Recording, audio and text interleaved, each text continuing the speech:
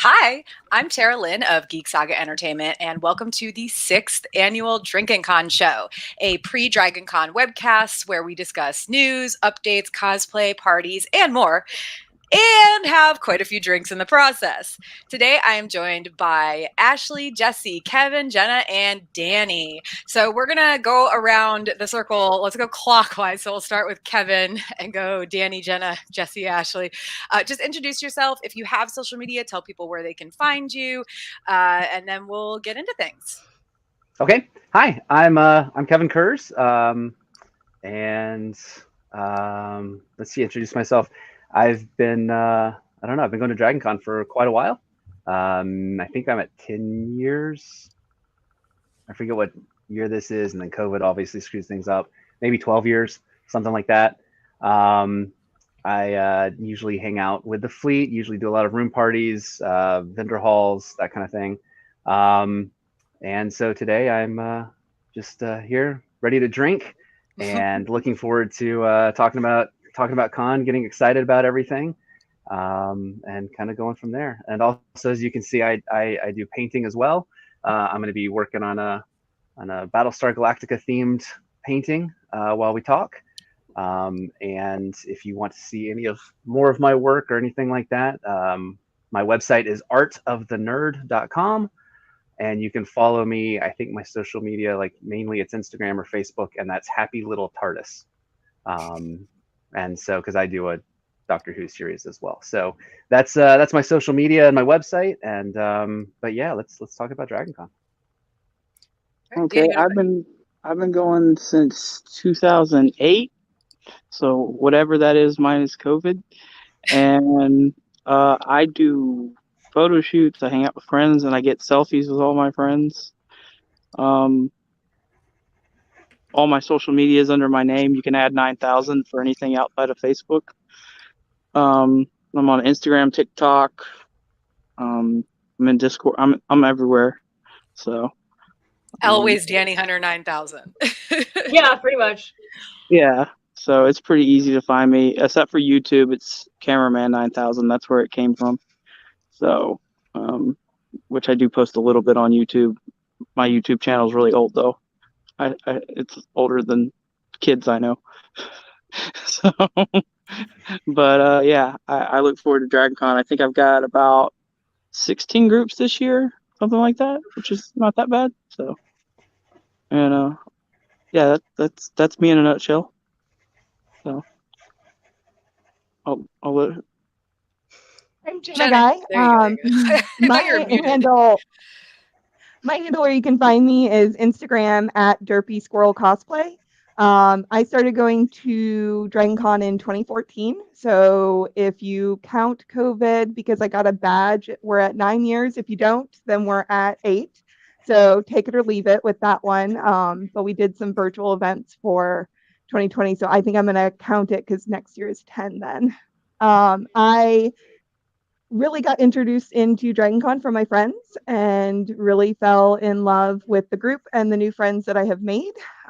Those here are many of them throughout the convention, and I have really enjoyed a newer group to the convention, which is Swag and Seek, which is where you can make or buy and hide and or give out small little trinkets or things of that nature. They have several meetups throughout the convention, and it's a nice little group that I like to participate in. Hi, I'm Jessie. Usually I am on social media as stop_Jessie_time, except for Twitter, which is Adventure Qualms. I have been doing Dragon Con since 2006. So I think I've been going the longest out of anybody here. I actually found out about DragonCon because a friend was making fun of one of her friends who went to this con, and isn't that so weird? They dressed up as Buffy characters, and I was like, I don't do Buffy, but sure, to me that seems amazing. And yeah, I started going before the Marriott was the hotel. And mostly I like British comedy and historical costuming, and that's my big things at con is costuming and like occasional like the Brit track and whatever. I'm Ashley. I'm mostly known for a podcast of Ice and Fire. It is the longest running Game of Thrones or Song of Ice and Fire podcast. We've been around since before the show was even a sparkle in HBO's eyes. So that's where all my social media is related to, podcastofIceandFire.com. And I've been going to DragonCon for, this is the 10th year, but COVID takes out 2 years, so I guess 8 years for me. I'm a big cosplayer. I'm big into anime, obviously Game of Thrones, and I'm just super excited to be back. So excited you're back. It was weird having this show. It was weird not having Ashley last year. Yeah. I mean, honestly, it was weird not having this show, like having a show without Ashley last year, because Ashley has been I think you're the only person who's been with me every year that I've done this, except for last year. So it was definitely weird doing this without you last year. I watched and I got really jealous, and I was like, okay, I'm going next year. I don't care what's going on. I'm going next year. Well, we're super excited to have you back.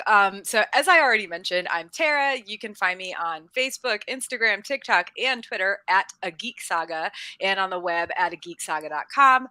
Also, don't forget that Geek Saga Entertainment now has a Patreon with 10 tiers ranging from $1 a month to $40 a month. It offers tons of ways to support us and receive some great perks in return. In fact, we recently updated some of our tiers to include new perks for our $3 per month guard tier and for all tiers from $5 a month and up, including early access to the new Geek Saga podcast series Hot D Takes, which will cover HBO's House of the Dragon episode by episode. So you can check out that Patreon at patreon.com/geeksaga_entertainment. Okay, so first we have to talk about the drinking game, because these are the things that we have to drink about. We have to drink when any of the following happens or is mentioned. Legacy hotel rooms. Legacy hotel rooms. We're not drinking now, are we? No. Like while you're going through the list? Okay. No. Just making sure. Legacy what to avoid, and to be fair, we're also drinking at other times. Yeah. When the DragonCon app is mentioned, when the word Habitrail is used, when any of the cults are mentioned, that would be Carpet, Trashy, FedEx, John, 36 dozen eggs. I think I'm nixing. Last year we did the closed for cleaning one because that was the new thing last year, but I don't even think they are closing ballrooms and panels for cleaning between things for cleaning. So that's nixed. And apparently a new cult might have already popped up, but we're also ignoring that one. The Fear Gilliam one? Yeah, I would just well, I've heard that's the thing. The problem is, we'll talk about it in a minute, but it surrounds the app, and there's like 3 different cults I have heard about from the app being released. So we're just nixing anything like that, but we will talk about it eventually. We just don't have to drink about it. Also, I narrowed this one down a little bit. You have to drink only the first time a specific party is mentioned. So if we talk about Bunny Hutch 3 different times, you only have to drink the first time someone mentions it, because that has become dangerous in past years. We have to drink when there is an animal-related interruption. That is a cat walking across your desk or jumping into your lap where we can see it. A dog barking. Adam bringing Jesse and his dog Cressida to visit the camera. Anything like that. And also, these are specific to us as hosts. We have to drink when I mention Red Dead or being an attending pro, when Ashley mentions Canada or being Canadian, or Final Fantasy. That's going to be a big one. Yeah, careful there, Ashley. When Jesse mentions Ghosts, BBC or American, or Musketeers. When Kevin mentions Bob Ross, we gave him an easy out with just one.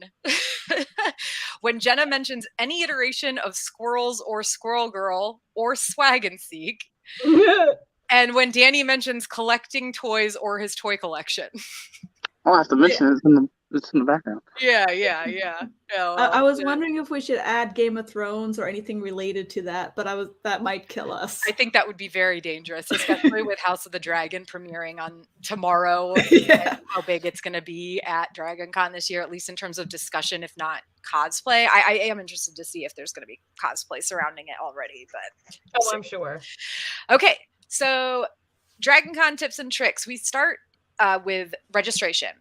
For 2022, I just want us all to just raise a glass. You don't even necessarily have to drink, but raise a glass to the fact they're limiting attendance again this year. It's going to be more people. Yeah, it's going to be more people than last year, but nowhere near like the 2017, 2018, 2019 levels. Could you describe what it was like last year? It was awesome. Amazing. Yeah. It was low key. It was like going back to like crowds. 2010. Low key. I was told that it was like 2008, 2009 levels. Like you could get reservations at restaurants. You could walk in and be seated. You could find places to sit. Like you could make your way into panels. Like it was different. You could walk the Marriott. I think that's the biggest one. Yeah. As like I've been following like Anime North in Canada. I always used to go to that constantly, and I actually happened to be visiting my parents when it was going on this year, and I'm like thinking, oh, maybe I'll just go check it out since it was canceled last year. And they sold out. Like they completely sold out. So I'm worried that because people are over COVID, or in their minds they're just like, we're done. COVID doesn't exist anymore, and a lot of people, and they just want to go out and actually go to these things anymore if it's going to be overpopulated, because that's what happened at Anime North. There's just such a huge crowd of people. Not with them capping the badges. Yeah, so it's going to be smaller. Last year was smaller than any year I've been. I started going in 2012. 2012 was my first year. Also, P.S. for those of you who mentioned whether or not 2020 counts, I think that if you did any virtual events, like if you watched any virtual panels or like participated in the Dragon Con Discord during the weekend, stuff like that, I think it counts. It was still participation in Dragon Con. I mean, Jesse, for instance, came and visited me in South Carolina, and we had. Oh yeah. We celebrated my birthday. Yeah, you were there for a lot shorter time, but Jesse and Adam were there like all weekend, and so yeah, we had our little mini in-person Bubble Buds Dragon Con and stuff like that. So if you did something, even if you gathered with some Dragon Con friends to hang out for a weekend, I think that counts. So, which means Ashley, I think it counts for you because you came to our 2.5 Strikes virtual party. So okay. That means I've been going 10 years. So yeah, last year was way smaller attendance wise than my first year, 2012. I would give it about 15,000 people less probably than my first year. This year they're saying 60 to 65, which I think 2012 was between that amount. So smaller than your first year, which was 2013, which yay. So it'll be more crowded than last year, but less crowded even than the first time you went, I believe. Yeah, after I saw the Anime North situation, like I'm always a last minute ticket buyer. I contacted Keith, my husband, and like, buy your Dragon Con tickets now. Do it now because I'm kind of worried now. Yeah, because they are capping tickets, and like I think Danny mentioned that, and there are no tickets being sold at the door, not even day passes. That's why I bought mine this week. Yeah, they did last year. They didn't do any Saturday passes. Apparently this year they did put out a minimum amount of them. I don't know how many that means, so I'm sure that means Saturday is still going to be more crowded than any other day. Unlike last year when it was like weirdly dead. I mean, even compared to Friday. So yeah, I'm no tickets at the door. So if you haven't bought your Dragon Con pass, I highly suggest doing that like ASAP. And I did want to, as far as I have seen, it's not sold out yet. They haven't even posted anything saying it's close to selling out, which makes me feel kind of good because I don't know exactly when they stop selling tickets, but I believe it's a few days at least before the convention starts. So, if they haven't sold out at this point, I don't know that they won't get to 65. I would hazard a guess, but they might not even get to 60. I don't know. I guess we'll see. So New news for DragonCon 2022.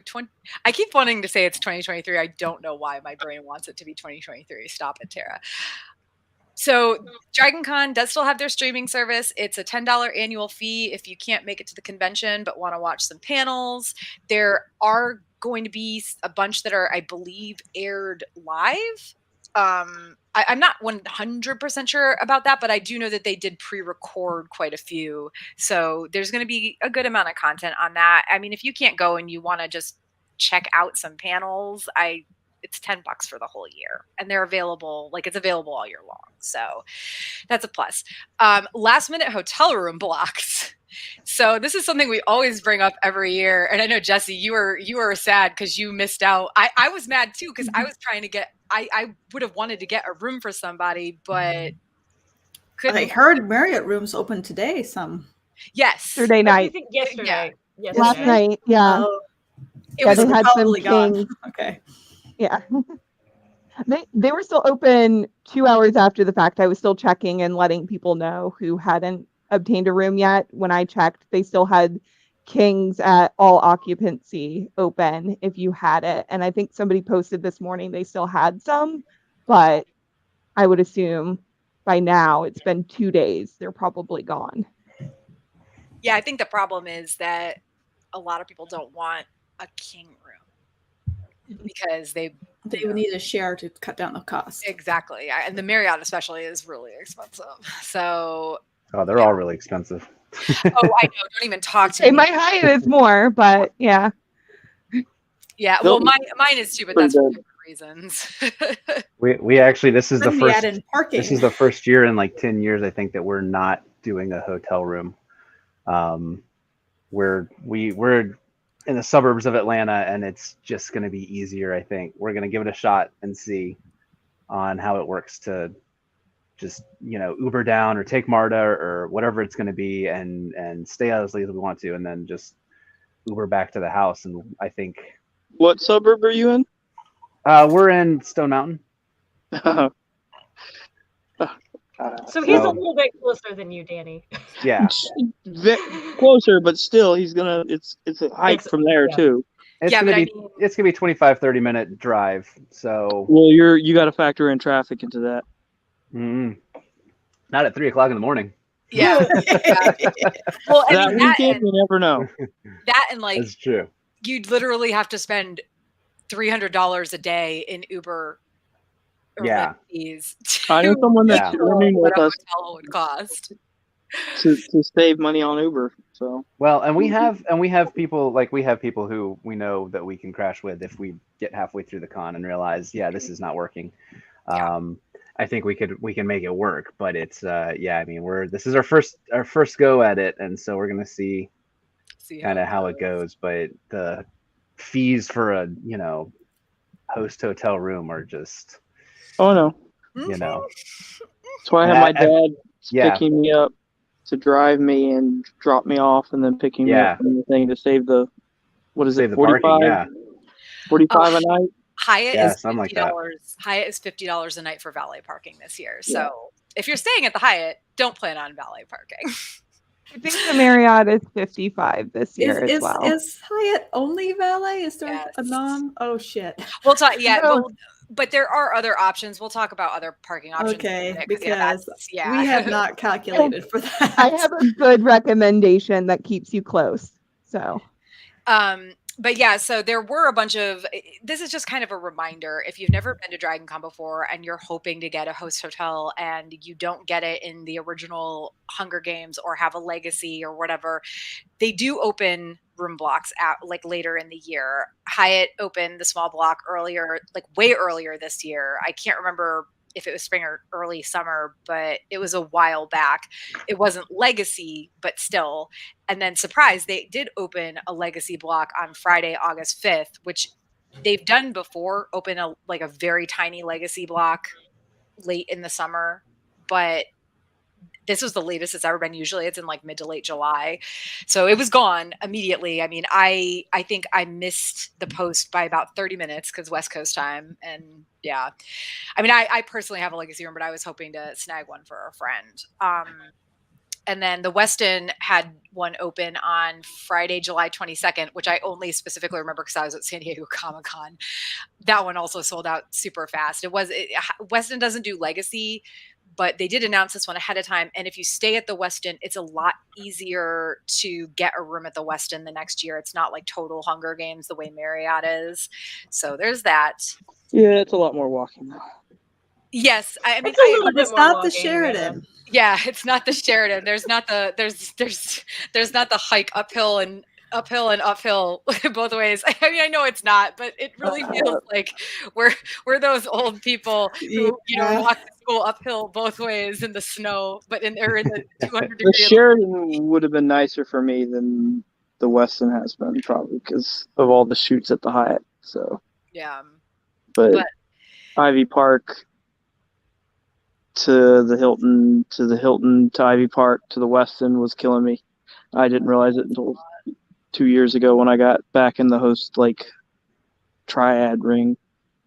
Yeah, and I mean, every year there's always people trying to offload rooms or lease out their Legacy rooms.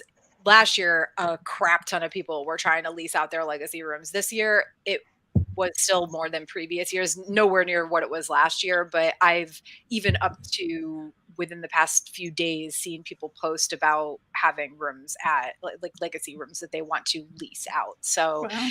The DragonCon subreddit is okay for that. Sometimes people post there. I've seen at least 3 in the past few weeks trying to not give away, but sell off their regular rooms or lease out Legacy rooms. And then of course there's the DragonCon rooms group on Facebook, which is really the place to go. So always suggest those if you don't get in the Hunger Games and are looking for a room. And honestly, there might still be people trying to offload their rooms now. Who knows? Because the last one I saw was just a few days ago. So speaking of hotels, hotel themes, I'm mad because the Hyatt, they didn't have a theme last year, but they had in previous years. So they definitely have ones in 2018, 2019, maybe even 2017. One year it was Stranger Things. One year it was... No, this was Jurassic Park. That's the Hilton. Yeah. That's the Hilton. Oh. The Hyatt did Stranger Things. The Hyatt has Hilton theme? Yeah, they did Stranger Things. Things. At their bar.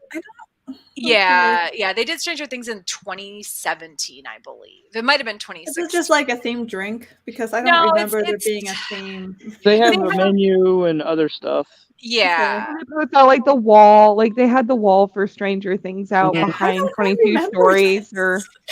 Yeah. It's because you actually have to go to that area. I don't remember next to it. but You can walk past it and you'd never even notice it. I was going to say, there were so many people around it, too. It was easy to miss at that point in time. Yeah, because it was by the elevators. And then they did the moon landing one year. But anyway, their themes are never as crazy and cool as the Hilton. And I even tweeted at the Hyatt and was like, are you guys doing a theme for DragonCon this year or what? And the Hyatt account liked my tweet, but didn't respond to it. And I'm like, you could have said no or yes or stay tuned, something. So I'm thinking about it for the first time. Yeah, I know, right? Jerks. They're what can we pull off in a week and a half? Yeah. But the Hilton is the one that does the big themes. Okay. So last year it was Stranger Things, right? Yeah, I think so. Mm-hmm. They had that creature. Some 80s theme. Yeah, they had the mall signs on the balconies and stuff. Mm-hmm. And then in 2019, I believe it was Jurassic Park. That might have been 2018 or 2019. It was Jurassic Park. Whatever. Yeah, I remember Jurassic Park for sure. They haven't officially announced it this year, but it's definitely some sort of... It could be DC in general, but I think it's probably I think it's Batman. I think they haven't said it officially though. They've just posted these teaser photos, and the first one made everybody think, okay, it's just a DC theme. The second one was penguins. So okay, that's so still DC. Because the first one was kind of Riddler and Harley Quinn themed. So the second one was okay, it's Batman. I don't know if it's Batman as a whole or Batman villains. Either one of those seems pretty specific. But I'm okay with that. I got plenty of DC. Sounds like my thing. Yeah, it's this Batman something. It's Batman something. Me and Jesse are totally down. And I'm whatever about it. So I like that they really go all out for these things, but I'm whatever about Batman. Sorry, not sorry. cop bat, as my friend recently called it. I mean, I met Jessie as Catwoman, so. Yeah, and I've been doing Bat villain cosplay since That, literally 2008. So my husband and I have the 60s version of Catwoman and Batman, and now I'm like thinking like, oh, should we pull those out? And then I remember I gained 20 pounds since the last Dragon Con. Maybe not Catwoman. So last bit of like kind of newsy stuff. Maybe last year, I can't remember what year or years they've definitely done it, but Joystick and Dragon Con. Joystick is a local Atlanta arcade, like geek arcade.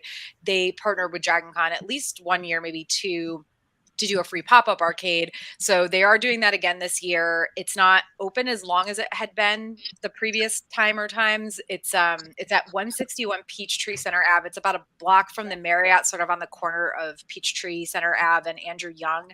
And it's open from September 1st through the 5th. So they are doing that again this year. I've never gotten to go because, to be honest, I just don't ever have time. But, hey, I'm sure it's a blast and people should go. So trying to get through all this news stuff is just bleh. So who's hosting that? It's Joystick. It's Joystick. Okay, yeah, I've been there before. Now we're gonna do our best to avoid saying words that YouTube doesn't like, so we're calling this section Rona Rules. There are some changes from last year, as I'm sure everybody knows. They are not requiring vaccination or negative COVID tests, which I'm not happy about. I know why it is. I'm not going to say that because if one of you wants to talk about it, you're welcome to, but I'm not going to for professional reasons. I don't know if that counts as me saying the thing, but yeah, I wish they were requiring vaccination or negative tests again. I feel like it's stupid to require masks in a place where they don't have a mask mandate and not require vaccination or negative tests. I know no matter what, they can't stop locals or employee. They can't do anything about locals. They can't do anything about employees. They can't do anything about people who are there for the football game only. But it's going to be impossible for them to enforce masks in public areas like hotel lobbies, the Pulse Bar, etc., because there's no way for them to know if somebody is a Dragon Con attendee or not, as if they don't, unless you have your badge like out on your neck, very visible, you know what I mean? And then I feel really bad for the volunteers because without Atlanta having a mask mandate, I think it's going to be a lot more problematic than it was last year. And the thing is, it was fine last year. I didn't really hear about any drama or anything like that. Did any of you guys who were there, like? I mean, I was outside 90% of the con. Like, Jenna, did you guys hear anything about, like, because as far as I was concerned, the mask, people were wearing their masks and it was good. Like, yeah, it was pretty good mask usage last year. The only thing that, go ahead. I'm sorry, go ahead, Kevin.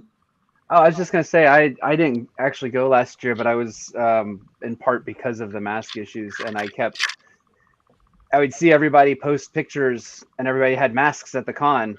But then when they went out to dinner, everybody was getting together for dinner with everybody else. And then you're eating and taking your mask off. And so It's kind of one of those things where we mainly go down to hang out with friends and actually go have dinner and that kind of stuff. And it was just kind of, I was like, well, yeah, they're probably helping in the Marriott lobby and whatnot, but it's not, you're still taking a risk there that at the time we weren't willing to take. So, but I wasn't there. So, I was going to say, the only thing that I saw is you definitely with time, especially around Pulse and the Hyatt Bar and things of that nature, the later the night went, the less people seemed to care, especially with a drink in hand. And didn't follow it after that point. But it wasn't bad. There weren't like a lot of people asking, and I'll knock on wood again. Nobody from our friend group that I know of got ill, so it did what it needed to.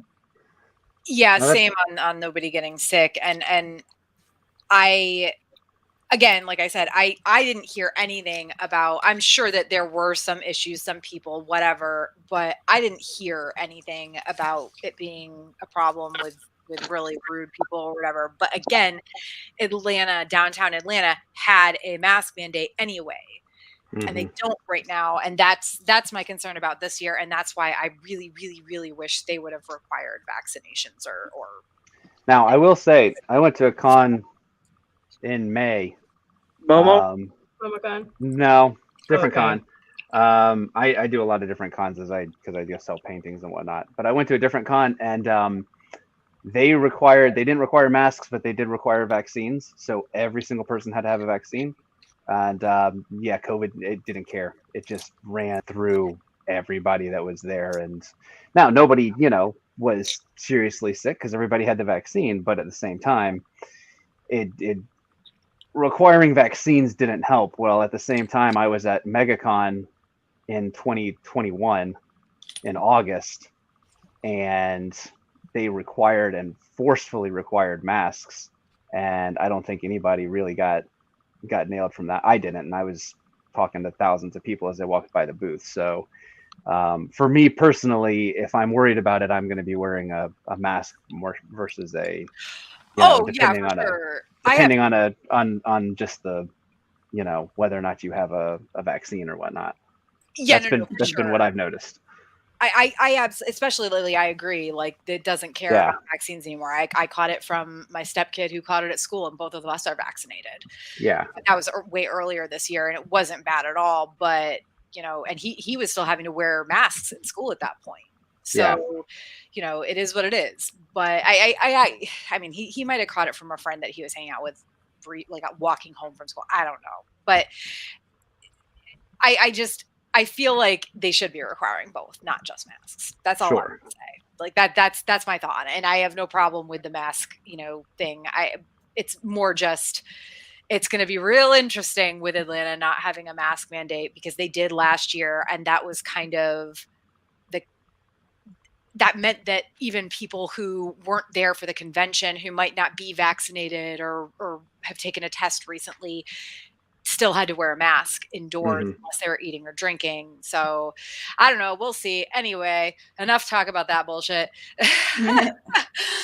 Or I will say that, just in case anybody hasn't seen stuff online, they whether or not you have to wear a mask for photo ops or selfies with guests is going to be at the guest's I can talk, is going to be at the guest's discretion.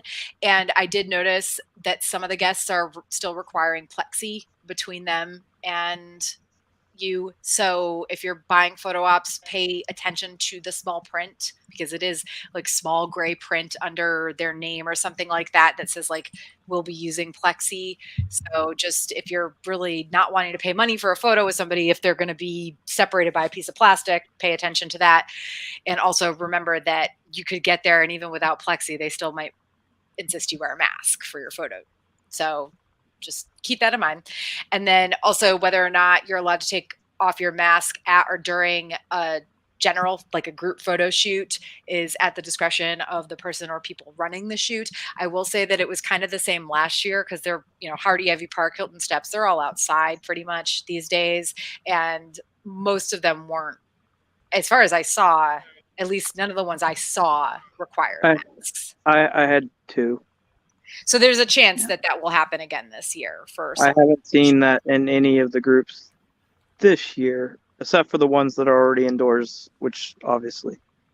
But I just want to say, iron-on transfers are a great way to change masks into a part of your cosplay. I happen to have a couple of Final Fantasy ones made here. Yeah, it has been a while since we had to drink.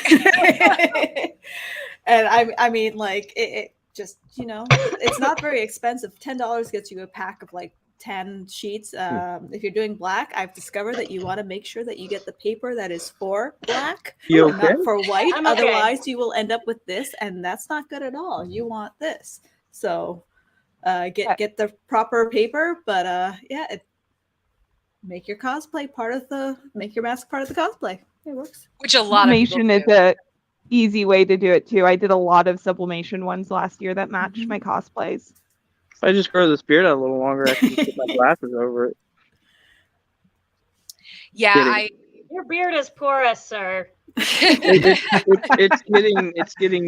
getting shaped up next weekend. I scheduled he's joking. I saw him wearing masks all last year. Don't let him fool you.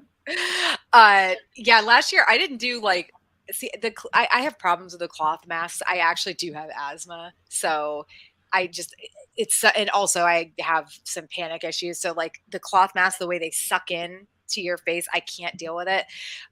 No problem wearing a mask. I will wear the like medical ones. Grow a beard. It'll keep it from sucking in on your face. I can. But yeah, so I wore regular like medical masks, but I bought packs of themed ones. Like I had bandana colored ones for my Red Dead costume, and then I had a set of black, blue, and white ones that I used depending on what I was wearing. I didn't really wear much cosplay last year, honestly, so there's that.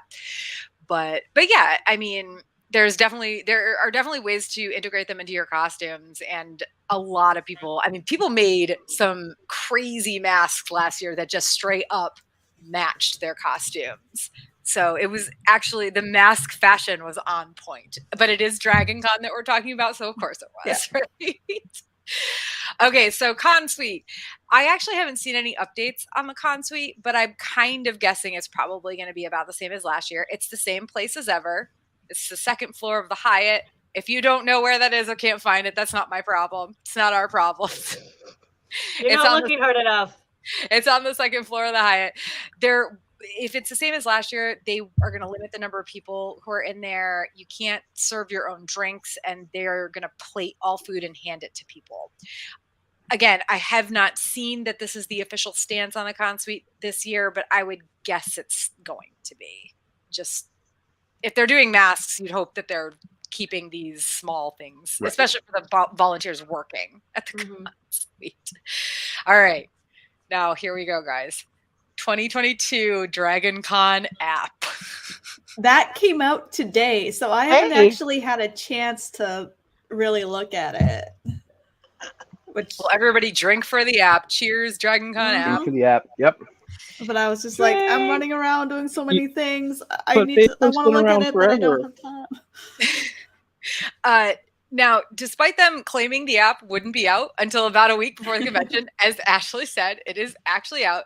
Now, I want to say that the ability to download the app happened on August 16th. So 4 days ago.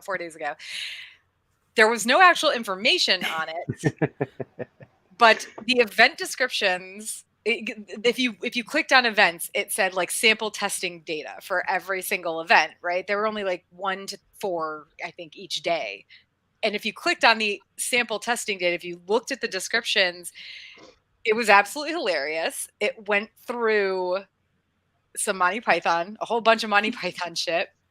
And that was the thing I was kind of hinting at earlier with the cults, that and the guests too. Every single guest was Terry Gilliam, but the description said he's not actually going to be here this year. So did any of you guys look at the app before they updated it today? I just saw it on through Facebook. it, and I saw the test, and I saw the Terry being listed. I didn't click into any of them. And then when we had talked about it on Facebook, I had clicked in and it was gone.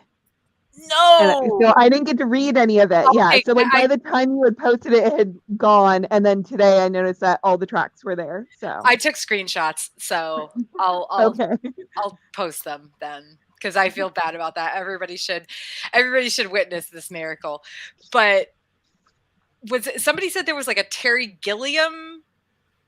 So the posts that I saw, one of them was a cult of like data scientists or something, or programmers, like the cult of programmers or whatever. And I was like, okay, no. Like I could get behind a sample like data or what was it, testing something. I could get behind that. Sample is what it said. Yeah. Like I could get behind that. But who is it that said they had they saw a Terry Gilliam basically I did. Sir not appearing cult because Oh. it's Terry Gilliam and he's not Sir not appearing. And that's Monty Python joke, so Okay. And like I said, the event descriptions were hilarious. I do expect a bunch of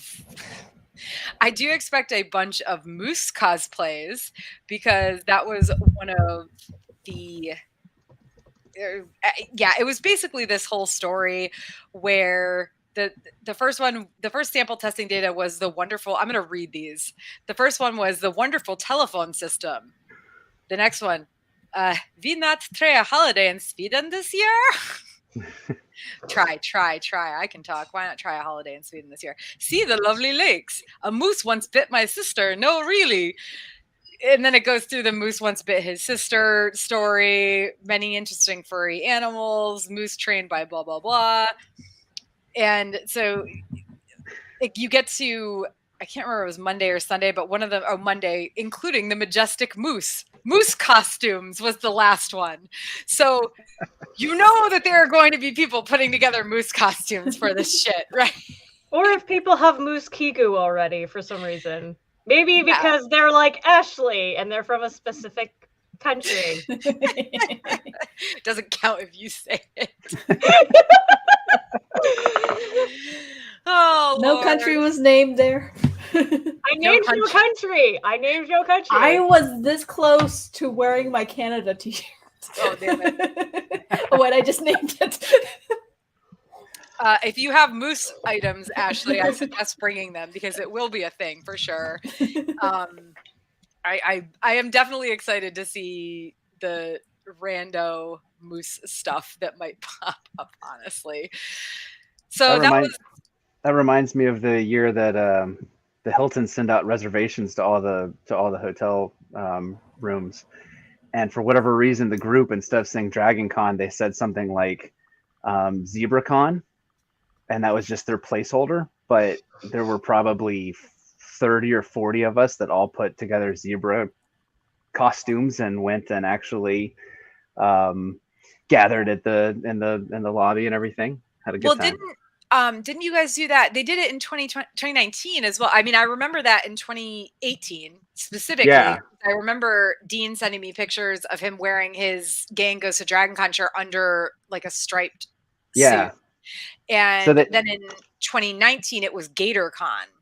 Yeah, actually they did ZebraCon as the placeholder, and then when everybody got the confirmations for the next Dragon Con, we were all excited to see what it was, and it was some random just letters and numbers, and we actually we complained to them and we said, well, we can't dress up now, so they actually changed the code on all of the future emails that went out to GatorCon, so that we could dress up for them again. So we like staying at the Hilton when we stay down there. It's fun.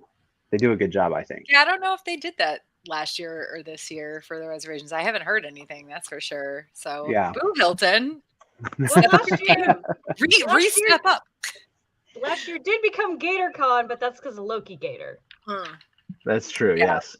Yeah, true. So, anyway, like Ashley said, the app did actually populate this morning.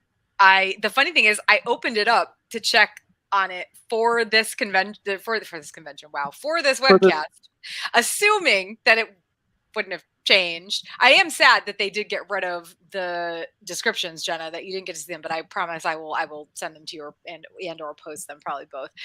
But I opened it up this morning, not expecting it to have changed, but no, it is fully populated. All of my panels are on there, so yay, excite.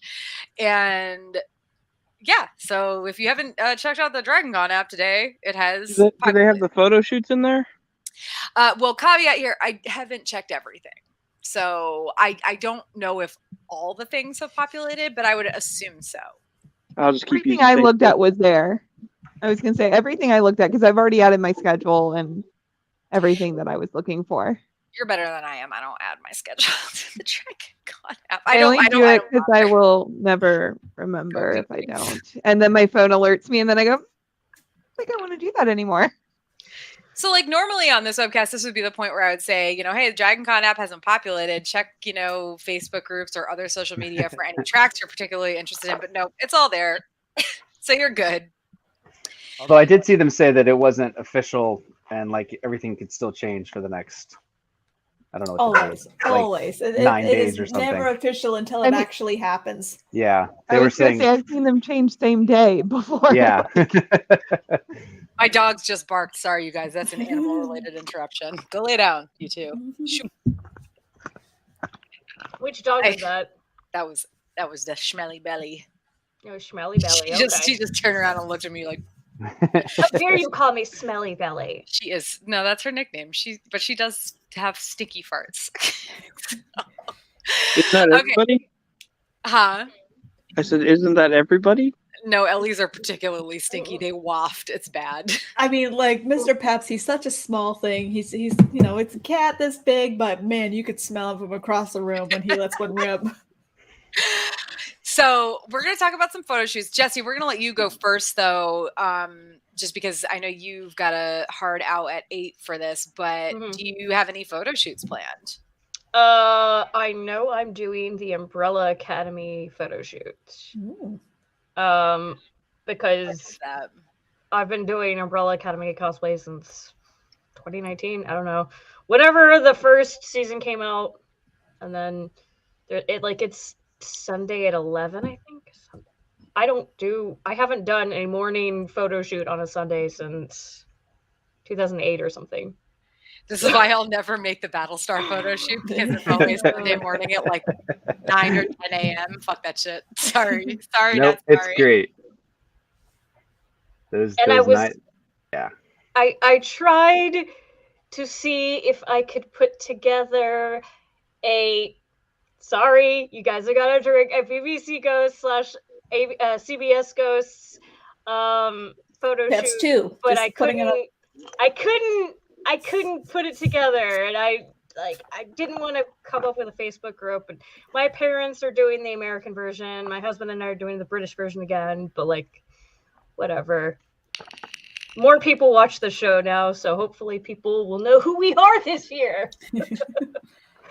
I mean, the costumes are cool regardless. Like, I didn't know, I wouldn't have known who you were if I didn't know you, right? But the costumes are cool regardless. Like, the fact that I'm a melodramatic romantic era poet is a shock to nobody. When I wear that cosplay, they're like, yep, that's the Jessie cosplay.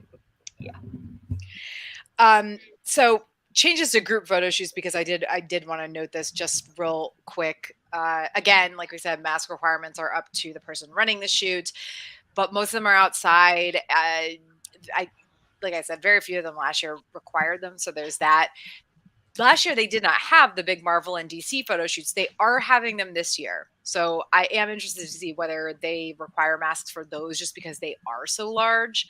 But other than that, at least they're back this year. There's that. So I haven't seen anything for that in the groups that I'm in, the lead groups for that, because I'm retired from them, but I'm still in the group.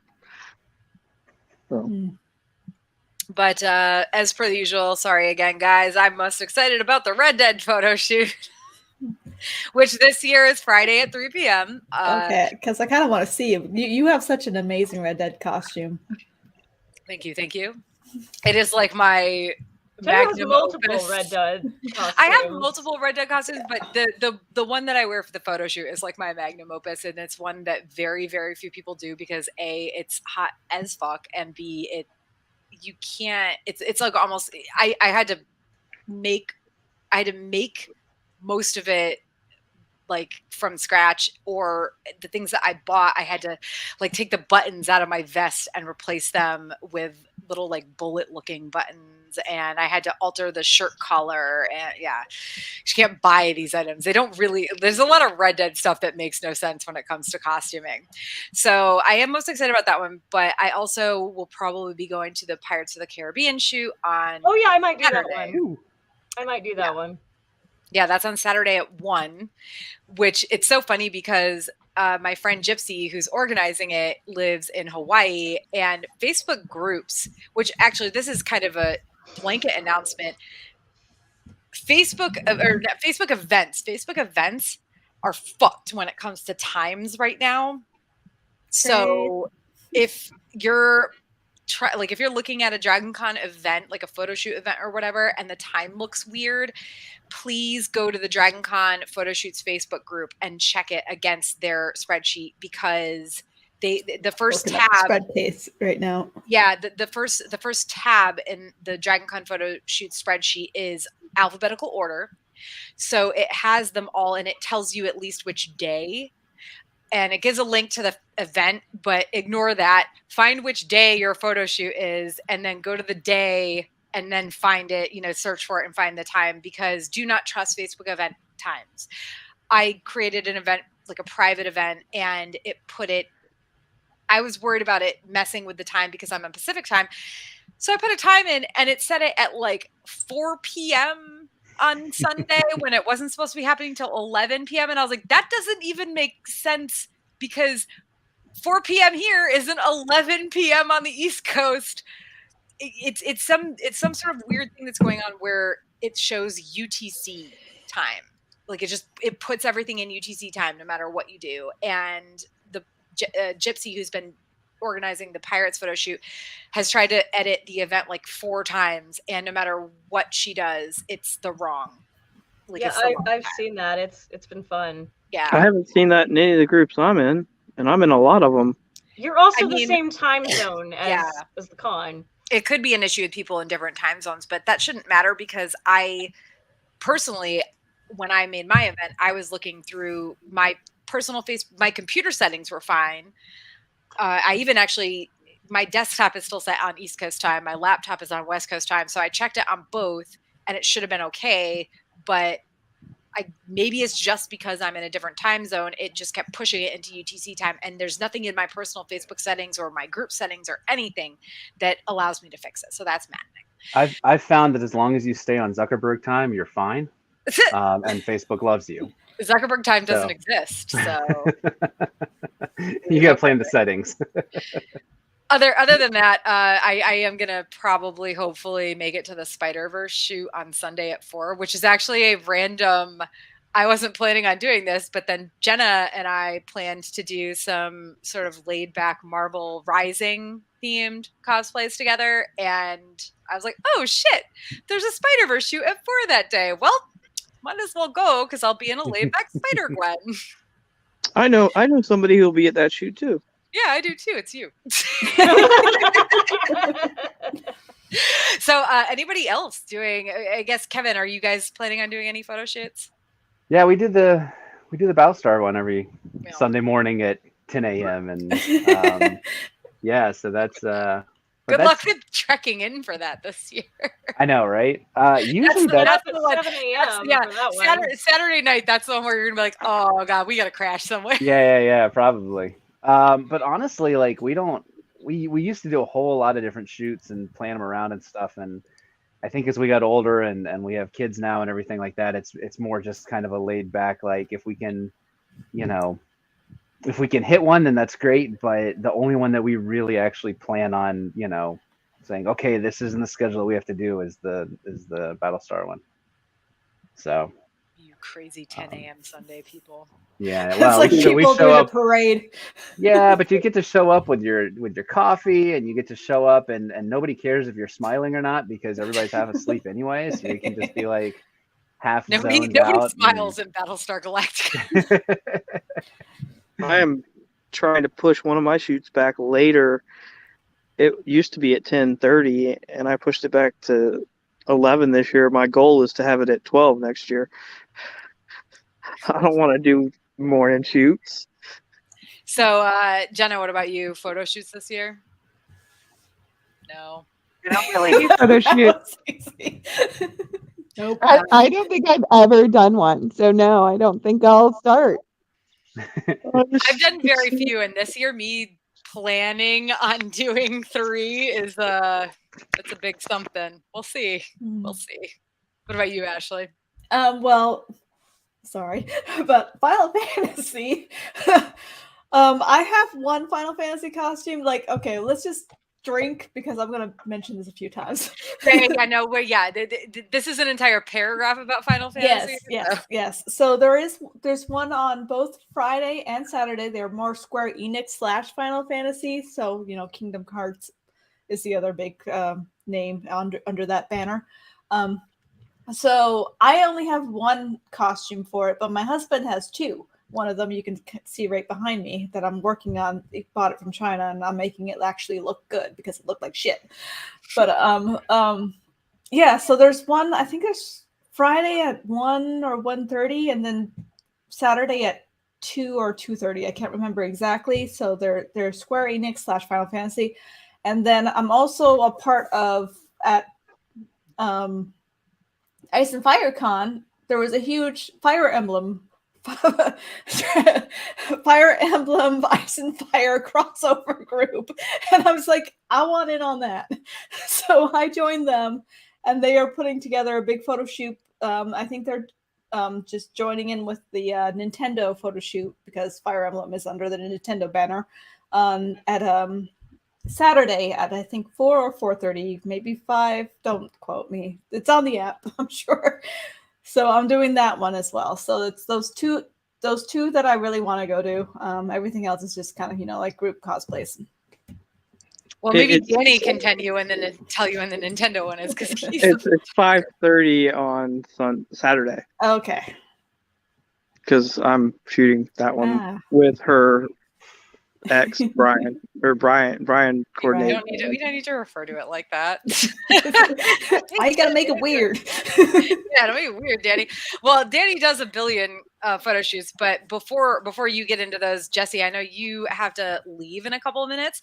So you want to real quick, like before you bow out, tell us anything else you're like excited for this year or planning on or anything like that?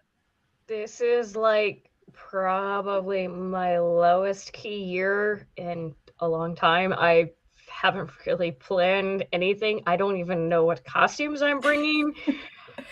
There's going to be Regency clothes. There's going to be 18th century clothes. I'm going to wear stuff. I'm going to hang out. I'm not really interested in any of the guests this year for some reason because to me, I'm not interested in any of the media that the guests are in. And I like Batman and the Sandman, so if there's anything related to that stuff, I might go do that, but just hang out and wear costumes. That's what I usually do. All right. Well, I'm very excited to see you guys as always. And so Danny, you want to get into Jesse, you want to say bye to everybody before you peace out, even though you got like a minute left. But wait, no, we're gonna have a drink interruption. Yeah, there we go. Cressida, hello, this is my cute dog Cressida. She says, I do not like this backdrop. Why am I cut off from mom? I feel like we also should have said like Adam related interruptions, like a double drink. You said Adam related. You said Adam bringing in Cressida. That is an Adam bringing in Cressida interruption. I knew it had to happen at least once. Well, you have fun at your birthday party thing, and we will all see you hopefully. Maybe I don't know about Kevin because different friend groups, but I mean, I'm friends with all the BSG people. Hang out with Kevin sometimes. Oh yeah. You guys see each other in Atlanta. So, all right. So Danny. Bye everyone. Bye. Danny, you have a fuck ton of photo shoots. So you don't list them all. What are you most excited for?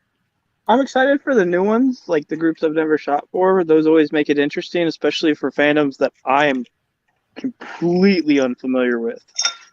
So, I do that. I shoot groups where I know nothing outside of the title name of the group. So it makes it really interesting when you're shooting characters that you know nothing about. So yeah, actually, I suggested you for the Grishaverse shoot, which our friend Megan from Ice and Fire Con is Nami going to be on that one? Probably, yes. Yeah, probably. Yeah, and I was asking her today, I was like, what is this about? Yeah. And I said, it's kind of like a Russian themed fantasy, series. And he's like, but it says something about pirates in the description. And I was like, yes, that's because. And my dog is squeaking a toy. Oh. Can you squeak the toy? That's a pet interruption. Yes, that is unfortunately a pet interruption. Sorry, guys. I had to make a new drink. I tried to shut them out of the room and they pushed the door open.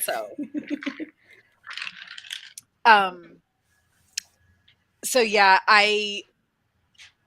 the description for the Grishaverse shoot says something about pirates, and Danny was like, but it says something about pirates. What is this about pirates? I was like, oh yeah, there's a character in the second book that pretends to be a pirate. He's not in the show yet.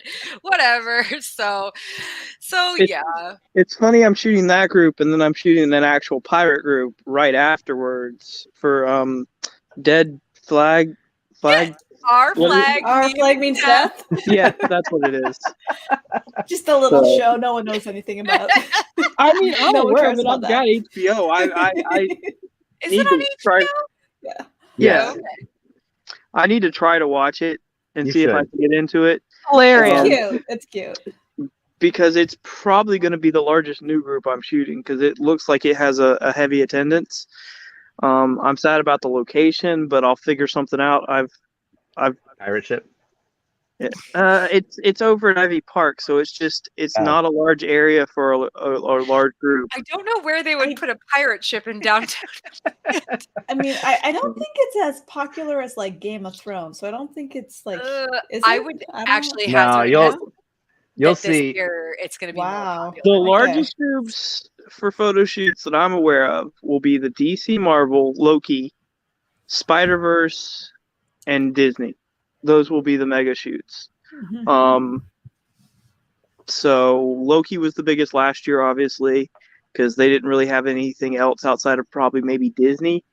But since Marvel and DC are back, they tend to be quite big. And they're doing tributes to George Perez at both those shoots. And I'm sad that I'm not going to go because I was a huge friend with George. But anything over 100 is fun and interesting to run. I think my Spider-Man shoot will be the only one that goes over that.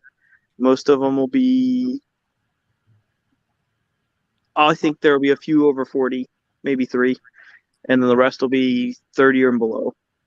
So, with the smallest being maybe 6. I want to clarify. I have watched Our Flag Means Death. I just watched it before I had HBO, so I wasn't sure what it was. I just know it's on HBO Max. I'm not going to say I haven't watched it, but I'm gonna get hate for saying this, but it's like I enjoyed it. I don't get the hype. I I thought it was cute. I really liked it, but yeah, I think I'm maybe a little bit above you on that. I really liked that there was a non-binary character. I love the relationship between Steed and Blackbeard. I love the representation. Like, it was funny, right? It was funny. I do agree. I feel like it's a little bit overrated, but I did really love it. Like, yeah, no, I absolutely enjoyed it. I wouldn't put it in like my people top 5 going crazy for it. I'm like, oh, okay. I think I missed something. Maybe I'm too much around artsy people that are just like, this is normal. So, I mean, the photo shoot schedule this year is, I think at last I looked, it was just over 100 shoots scheduled this year. So, and I think I get to do probably, what would you think, Tara? 15% of those I'm covering? You're somewhere on. It's a lot. So it's a lot. Well, on that note, other activities. So, well, no, this is just general other activities. DragonCon Swag and Seek, as Jenna mentioned in the introduction. I think I added this 2 years ago. I think it was for 2019. It might have even been last year, but because I finally joined the Swag and Seek group. I usually have stickers to give out, and I'll leave them places. My little fantasy bitch stickers.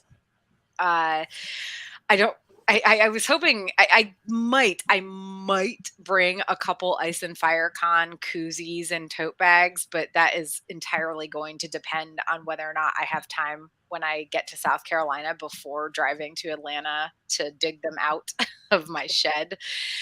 Just for, it is sort of, the reasons for putting those out are just spreading the word. So I don't know if I would really call it swag and seek sort of things, but someone did post Magikarp, like Magikarp from Pokemon, but in Marriott carpet colors stickers in the DragonCon subreddit, and I have a mighty need for these. Like I will die if I don't find one. So if any of you find a Magikarp sticker and don't want it, please, please, please hit me up because I want. I will keep an eye out. Yeah, other than that, Jenna, you're the big swag and seek person. So now you're going to talk about swag and seek, and we're going to have to drink no matter what. So just drink take a big long drink for all of Jenna's swag and seek conversation, because Jenna's. You guys want to see what I got packed up so far? Yes. I have not like little ones, but like those giant totes at TJ Maxx. Mm-hmm. Like we're talking so much stuff. So this is stuff specifically for friends that I have put aside. So these will probably make them to your party, and a few others. But I have everything from all sorts of fandom stickers. I printed an army of squirrels you have to drink again. So many rainbow colored squirrels. I want one. You are welcome to them. My favorite ones that I've made. Again, you can see some of the videos on these, but I made some Fred the thick frogs with the cute little butts. I want one in the rainbow color. So I've got another. I made a whole mess of those. The carpet is real this year in the swag because everybody on the Facebook was really, really heavily into it. So I have a bunch of koozies that I've made. I have earrings, keychains, all sorts of things in carpet. I've got some Star Wars stuff. I've got some Squirrel Girl stuff too that I made. Some koozies that say eating nuts and kicking butts with her logo on them. So I've got those that I made. And then my favorite one is the second bag, which is the plushies. So I got cows this year for when I wear the Moo kind of rendition from Doja Cat's Moo video. I have new squirrels. I got cuter squirrels this year to give out.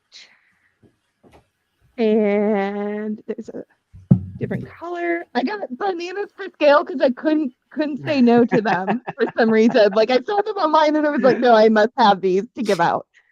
And then I have a dinosaur dress that's not a cosplay, but I really love it. And I got a new dinosaur purse, and I've got dinosaurs to give out when I wear that. So I have swag for every outfit.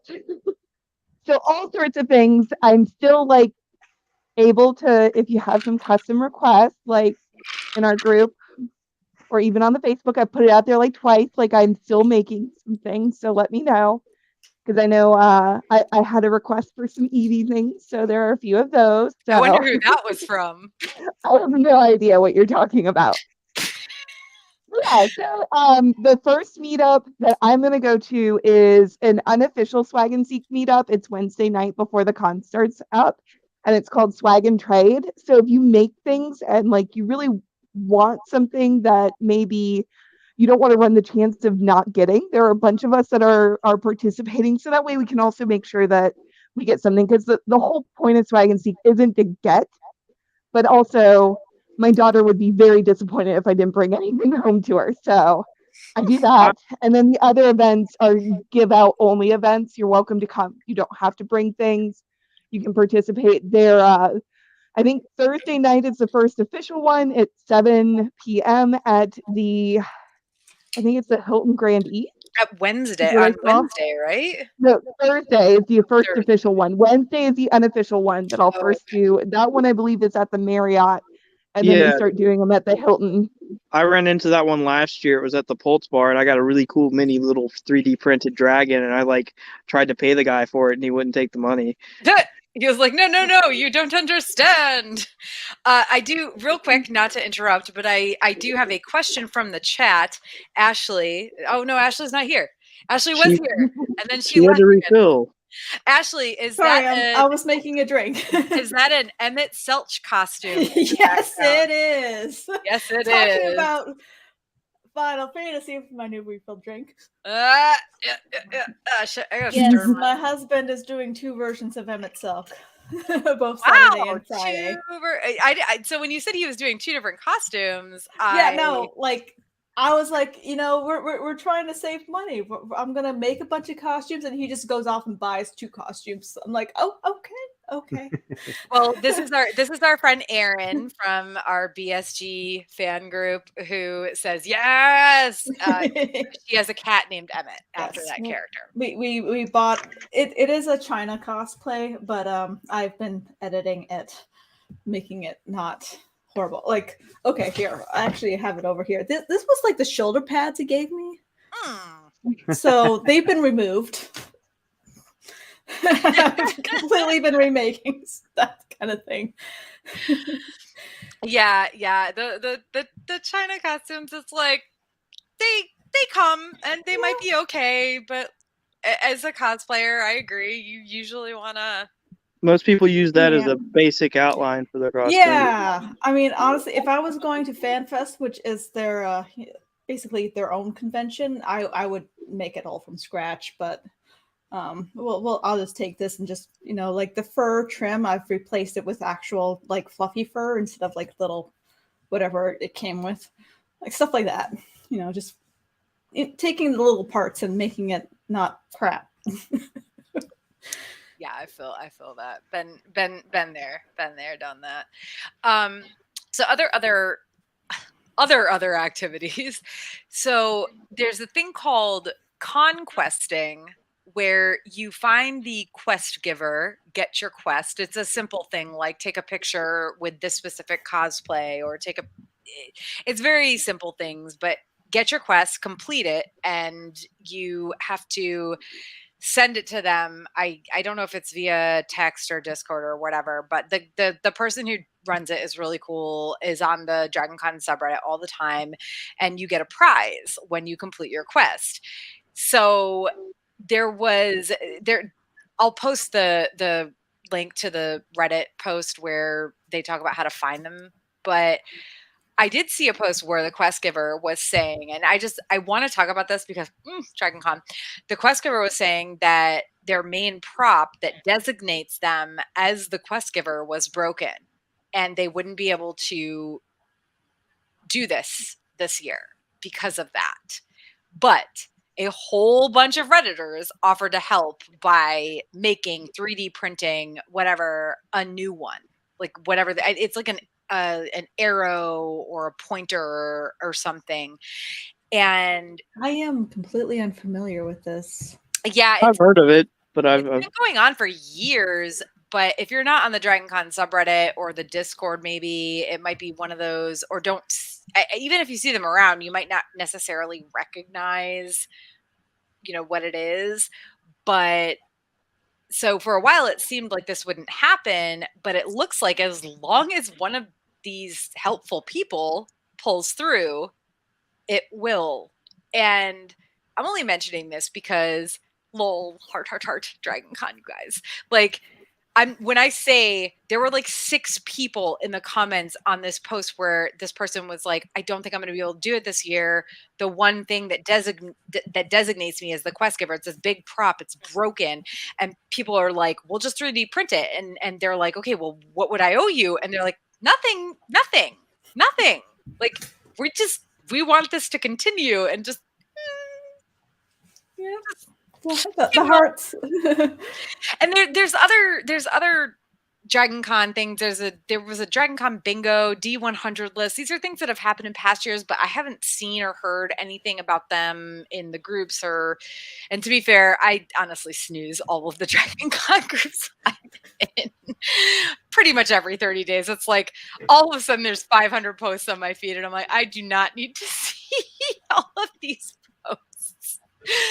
So that's a great thing about Dragon Con. It's just like you can find all these little groups, and there's all this crazy stuff going on that you're not even aware of, like the different scavenger hunts and bingo sheets, and just like the FedEx man that just pops up. Like there's so much that you can just find and just latch onto. Speaking of, somebody is doing some really, really good ribbons of John, and they were kind of, because both of you have mentioned FedEx John. Yeah, I didn't realize that was on the bingo list. They shared the image with me, so I am trying to get some shrine candles made with this image, so we can put them out. I'm gonna pull the wicks because I don't trust people, and put some battery operated tea lights in the top. So. Smart.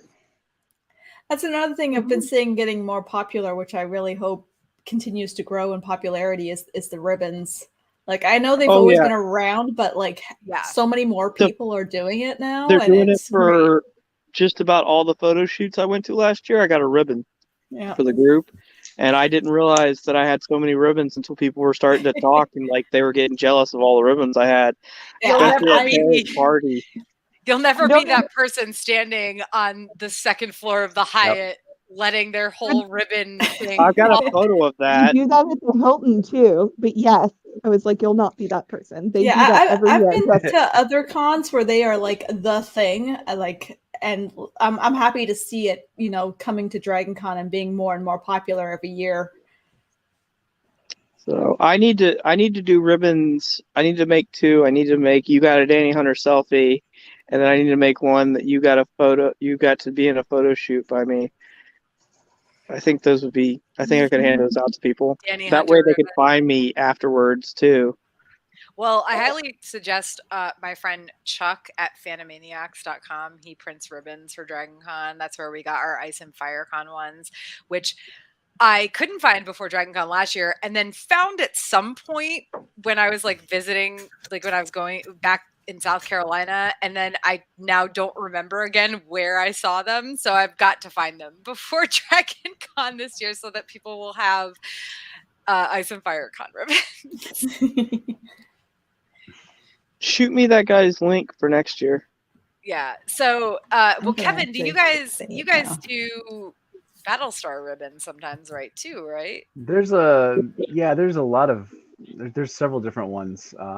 But I'm not the one ever in charge of printing those, so I don't know where we get them. But I don't think they're that.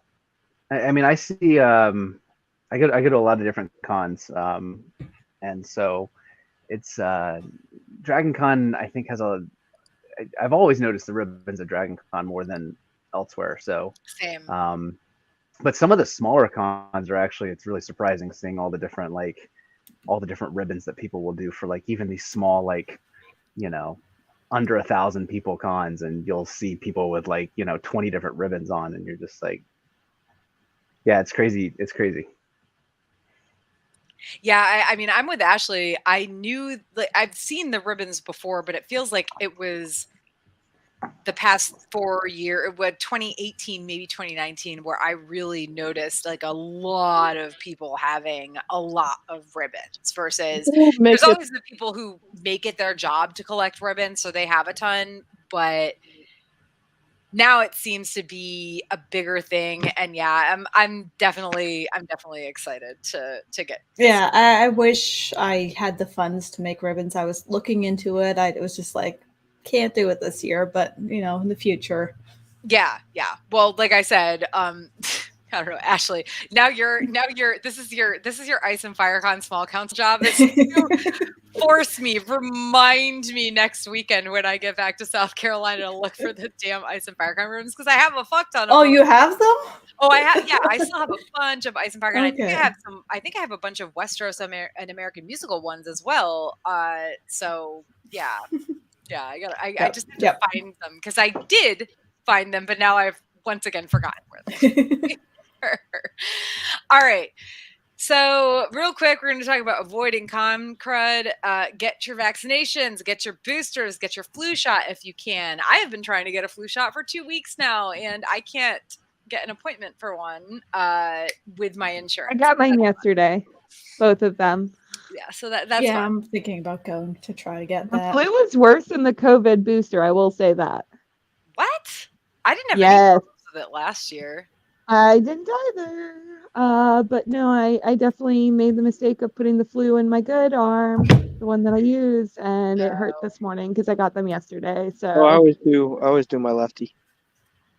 Yes. well, I'm left-handed, so left one I was thinking flu was safe, COVID here because I got pain in it the last time. No, I was wrong. Karma proved me wrong. Like when I donate blood, I always donate blood on the lefty.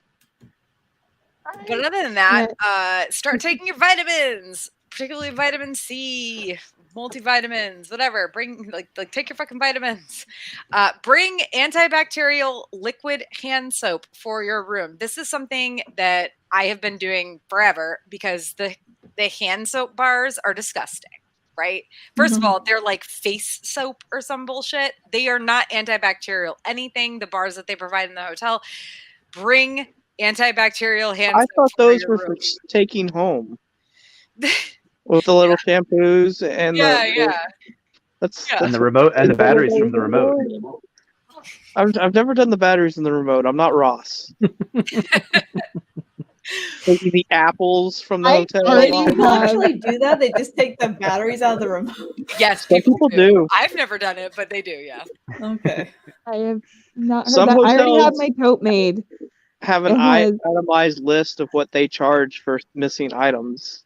I don't think they charge you for batteries. Until they do. This day and age.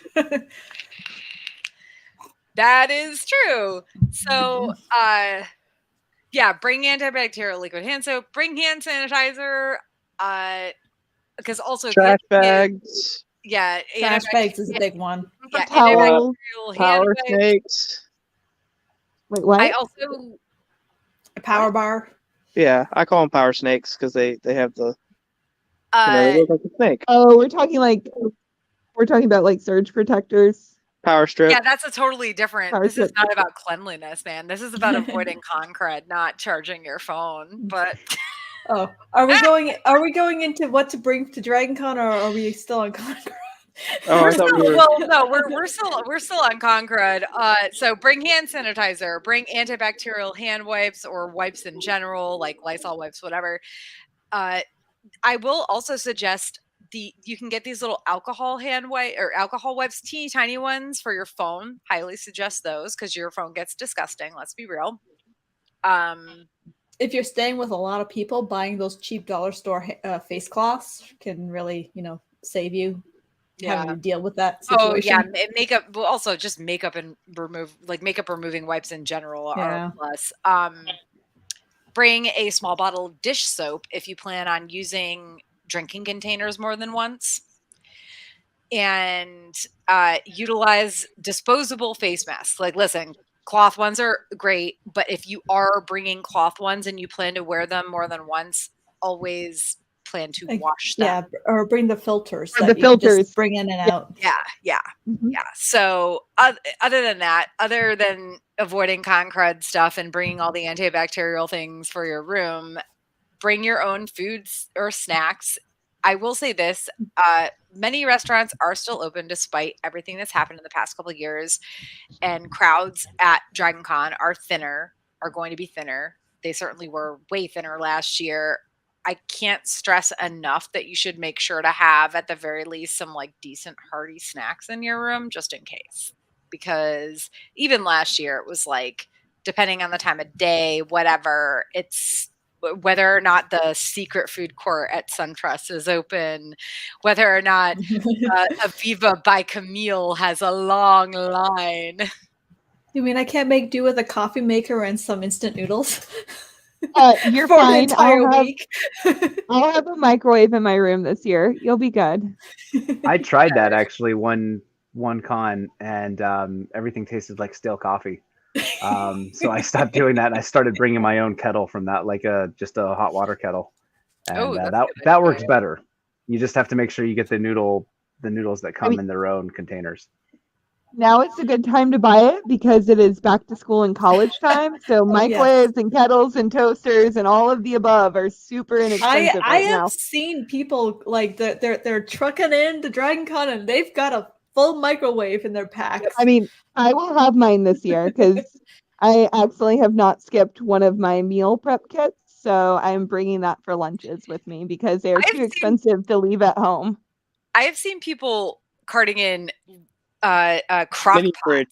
So actually, we've done a mini fridge before because when we stayed at the Sheraton one year, a long time ago, they didn't have them in the room, and we had a hand truck and a mini fridge, and we just brought it in.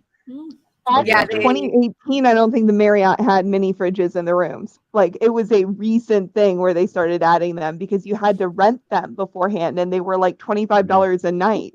So, like, if you didn't bring your cooler, it was awful. There's one loophole around the diabetes. Diabetic, or have another med that needs to be refrigerated. Yep. But you also, like, if you're a good person, don't want to abuse that. Like, I don't have insulin that I need to keep, so, like, I'm not going to ask for a fridge for it because there are people who will need it. Yeah, I mean, I'm diabetic. I don't take insulin, so thank God. I just feel like these premium hotels should have fridges. Yes, I think they do now, and I think it is for that reason, and it is specifically for a liability purpose now. Because they don't want anybody not having it and having too many people in the hotel and not having it available. So just make it for everyone. It makes it easier. One night's cost of a hotel room can buy them all mini fridges. Yeah, seriously. I mean, the Hyatt but they exist at least. They've always existed, actually. Cheers to the Hyatt. We won't talk about their stupid fucking sinks, though. Where are the sinks? I have so many questions now. You can't just preface. Are they too narrow? Oh, the faucets. Shallow? The sink faucet is so close to the back of the actual sink that it gets water all over the counter. You cannot leave. Like, the closest you can put things to that sink is on the very wall edge of either side of the counter. My brother is a corporate plumber now, and if he saw these things, he'd be like, "These guys are fucking idiots." Like, I'm sorry for my language, but like this is the most idiotic setup that anyone could have been like. Terrible. It's like they looked at the faucet setup and like, "That's pretty. I'm going to put that in," not taking into consideration where the hose comes up, and like it is so stupid. I mean, like, the actual faucet head, like the the little circular piece that pours out the water, is, I would say, a half an inch at most from the back of the sink. So it's absolutely impossible to wash your hands in the Hyatt sinks without getting water all over the back of the counter. Everywhere. And then it just cosplayers, we have you would think I would know this, but I do not. Premium space. Like, we need that. Yeah, it's bad. It's really bad. So if you're staying at the Hyatt, don't leave stuff on the sink, like on the counter, also have unless towels. it's like, have a lot of towels on the thing. Yeah.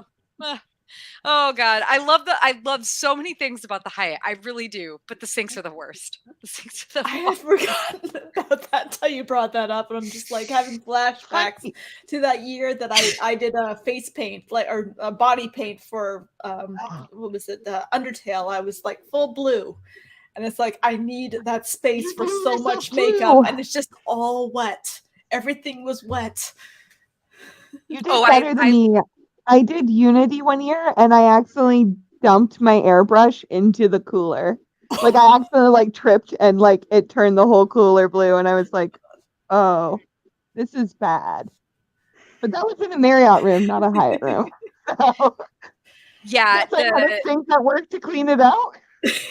I can't remember what year it was, but one year we left the Kleenex box up there. I have learned to move it now, but one year we left the Kleenex box that's on the counter up exactly where they placed it. Like, it was there when we checked into the room, and within a day the bottom of the Kleenex box was soaked, and it had gone up through all the Kleenex. It was So funny every because Kleenex you pulled it was just dry, hair. but as we kept going, it got more and more damp. It was so disgusting. I'm gonna have to pay attention when I come by and say hello and check out your bathroom now. Yeah. Because I stayed in that hotel 2 years ago and I did not notice that. But Yeah. Well, we're learning. We're learning. Maybe we you no weren't longer washing your remove hands it. enough. But yes, we've learned these things. Now, I will say that the Hyatt apparently redid a whole bunch of stuff. I'm going to guess, however, that they didn't redo their sinks. So, Yeah. again, if you're staying in the Hyatt, don't leave anything. That's the thing that will within happen. like 12 inches at least of either side of the faucet. Just don't. It's bad. It's really bad. I love everything else about the Hyatt but that. So, other things to bring for. No. She'll be back. It's fine. Other things to bring for the room. Other than just if you're driving in, do your shopping at home. Bring groceries, alcohol, etc. It's way cheaper. But also, if you can't do it from home, if you're flying in, whatever, do it super early, like as soon as you get there, because the CVS, everybody runs out of things. So don't forget that. There is a liquor store close by. Is it still? No, I think it closed. Oh, did it? No, I haven't been there for years. If you need liquor, let me know. I will pick it up and get it here locally and drive it in and save you some money. Well, I'm driving in this year, so I'm good. But I know that is a typical spot for everybody after they get their badges. They just make a beeline to the liquor store to go back to the host hotel. There's like 4 or 5 liquor stores within walking distance. Yeah, there's one kind of close to the Hyatt too. There's one close to the Hyatt, the Sheraton. There's one over there by the Marriott too. You just got to walk a little ways. It's not super far. Is Souls open again? Because it closed. Is that the one right next to the Sheraton? Yeah. It was open in May. Last time I was down that way. Okay, so it was. I feel like it was closed last year, and we thought it was like done forever, but maybe not. So, other things to bring for the room: solo or other disposable cups, trash bags, as Danny mentioned earlier. Trash bags. You have no idea. You don't think about it, but like it is your friend. Like those little things that you're like, okay, the hotel room, you have like 2 garbages. You have one in the bathroom, you have one in the main room. It's enough, and they're changing it every day. No, it is not enough. Nope. It's not enough for 4 people. Shit, last year it wasn't enough for 3 people. You can also kindly ask for the very large industrial ones from housekeeping, and they will be happy to give it to you, because if you are containing your trash, you are saving them from having to do it later. And just, tie it up, leave it outside your room, and they'll pick it up for you. Or just, go to CVS beforehand and buy you the nice ones that are scented like lemon that you can tie off and put outside the hotel room so they can get them. So yeah, as much as I love, yes, they will provide trash bags. Bring your own if you can, like obviously if you're flying in, you can't probably bring a roll of trash bags, but if you're local, bring your trash bags, local-ish, whatever. If you're driving, bring your trash. Also, it's going to be very hit or miss on whether or not you're going to see a housekeeping person, in the halls anyway.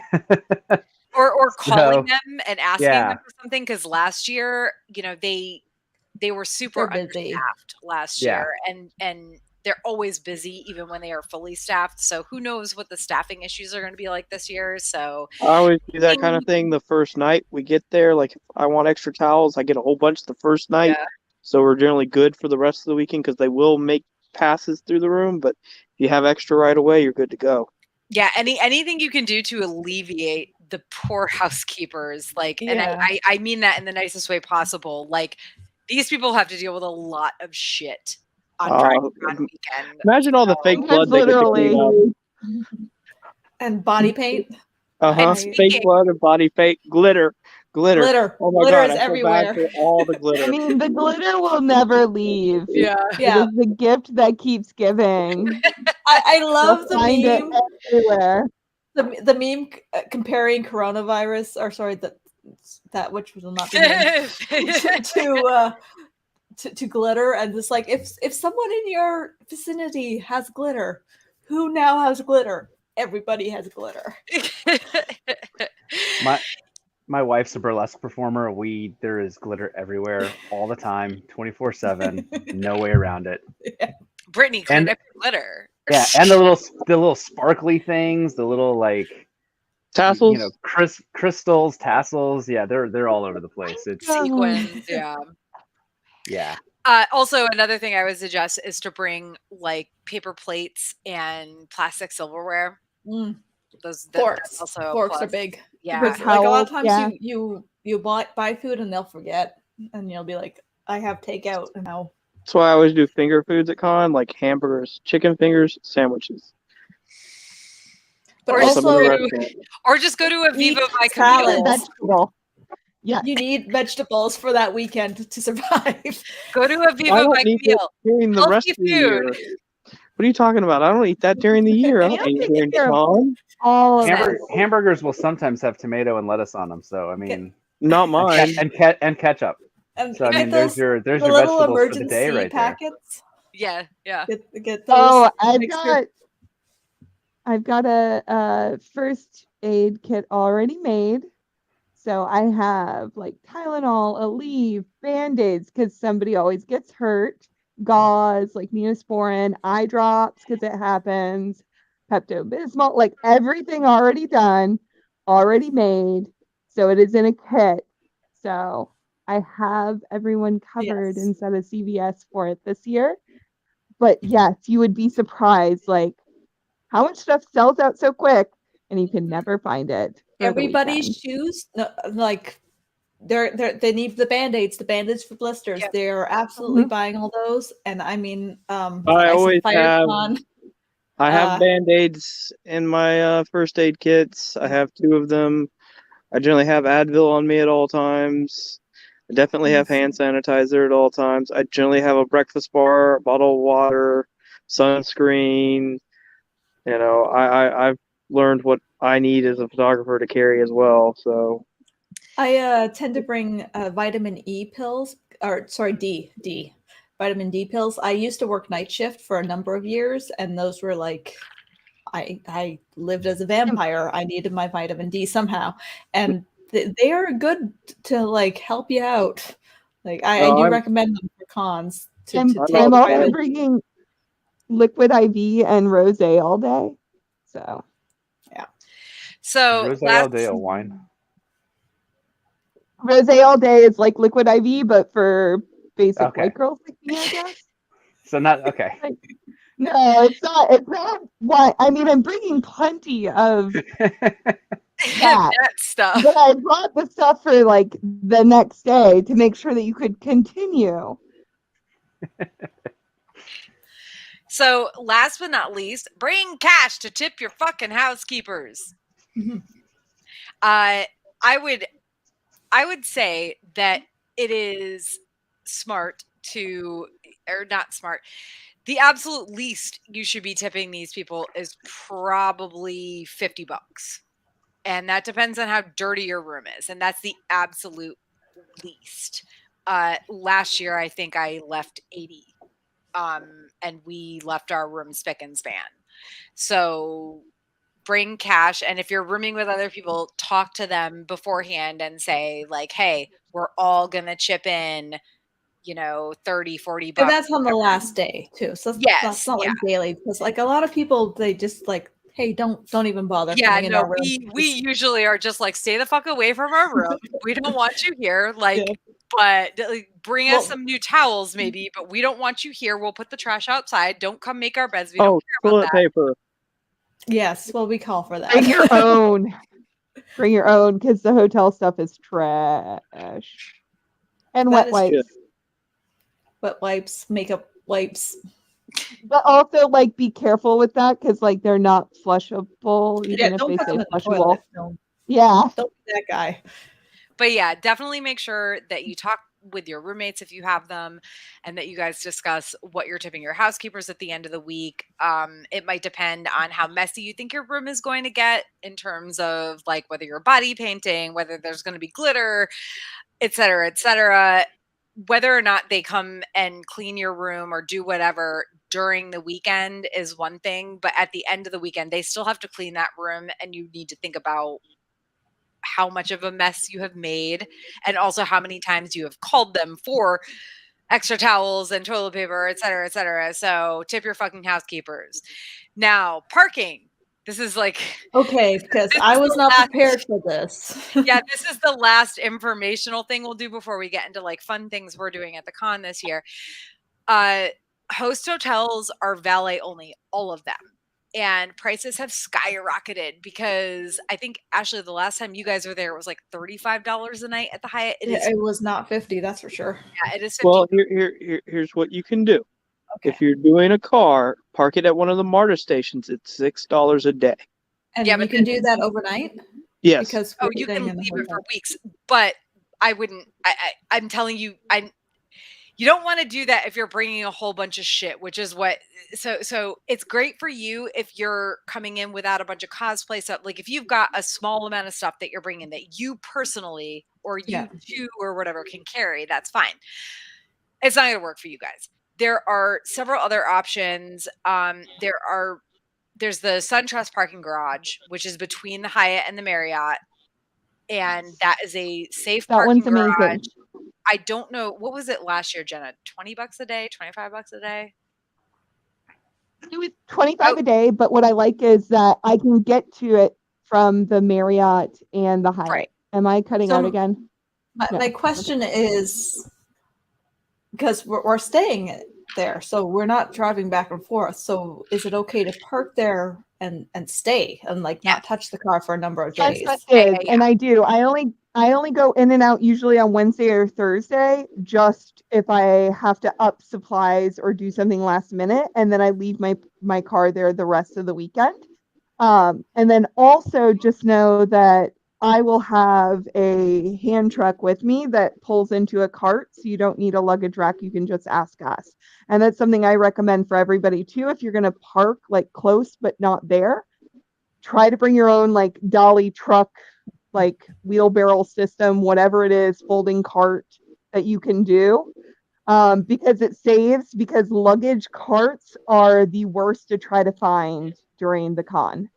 And then you also have people who will dump over your cooler at the Marriott, and it'll be awful anyway, and your beer will be all shooken up like Kara had 2 years ago. And you're going to be tipping twice if you're getting a luggage cart. You're tipping the person who puts it onto the luggage cart, and then you're tipping the person who brings it to your room.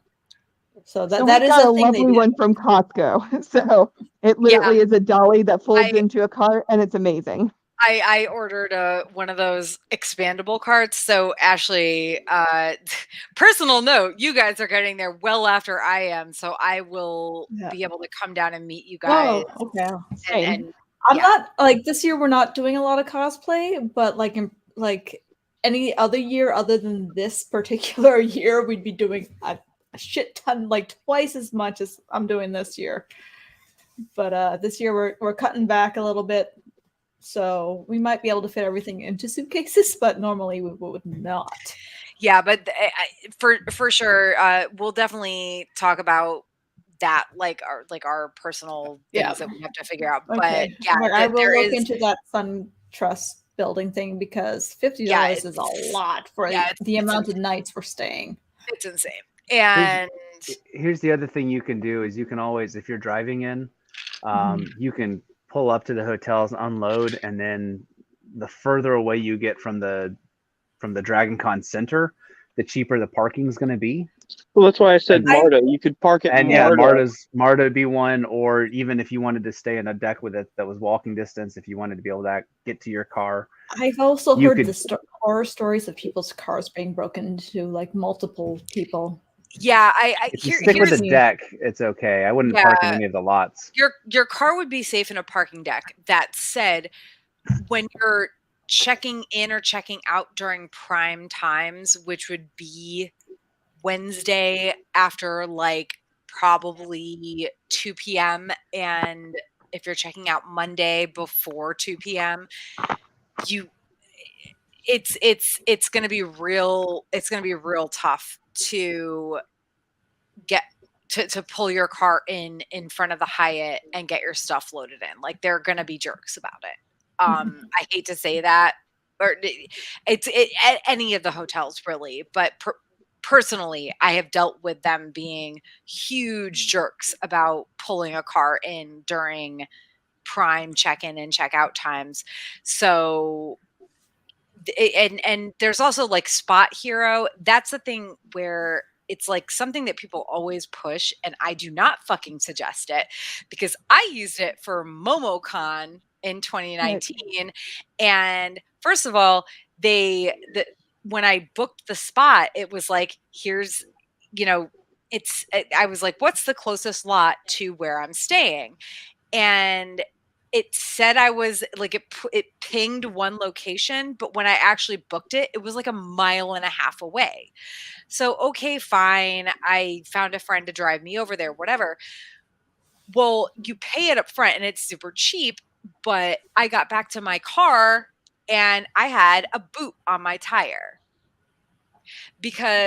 and I had everything, like I have my reservation thing displayed in the window and whatnot, but apparently the lot that I was in was even though there were no markers about this, by the way, there were no markers. The lot was like split into 2 areas, and when I say there were no markers, like the parking spots weren't marked, nothing was clear. It was like, Spot Hero just says, this is the lot you should park in any open spot. And I get back to my car and there's a fucking boot on my car. And it's like Monday, Memorial Day.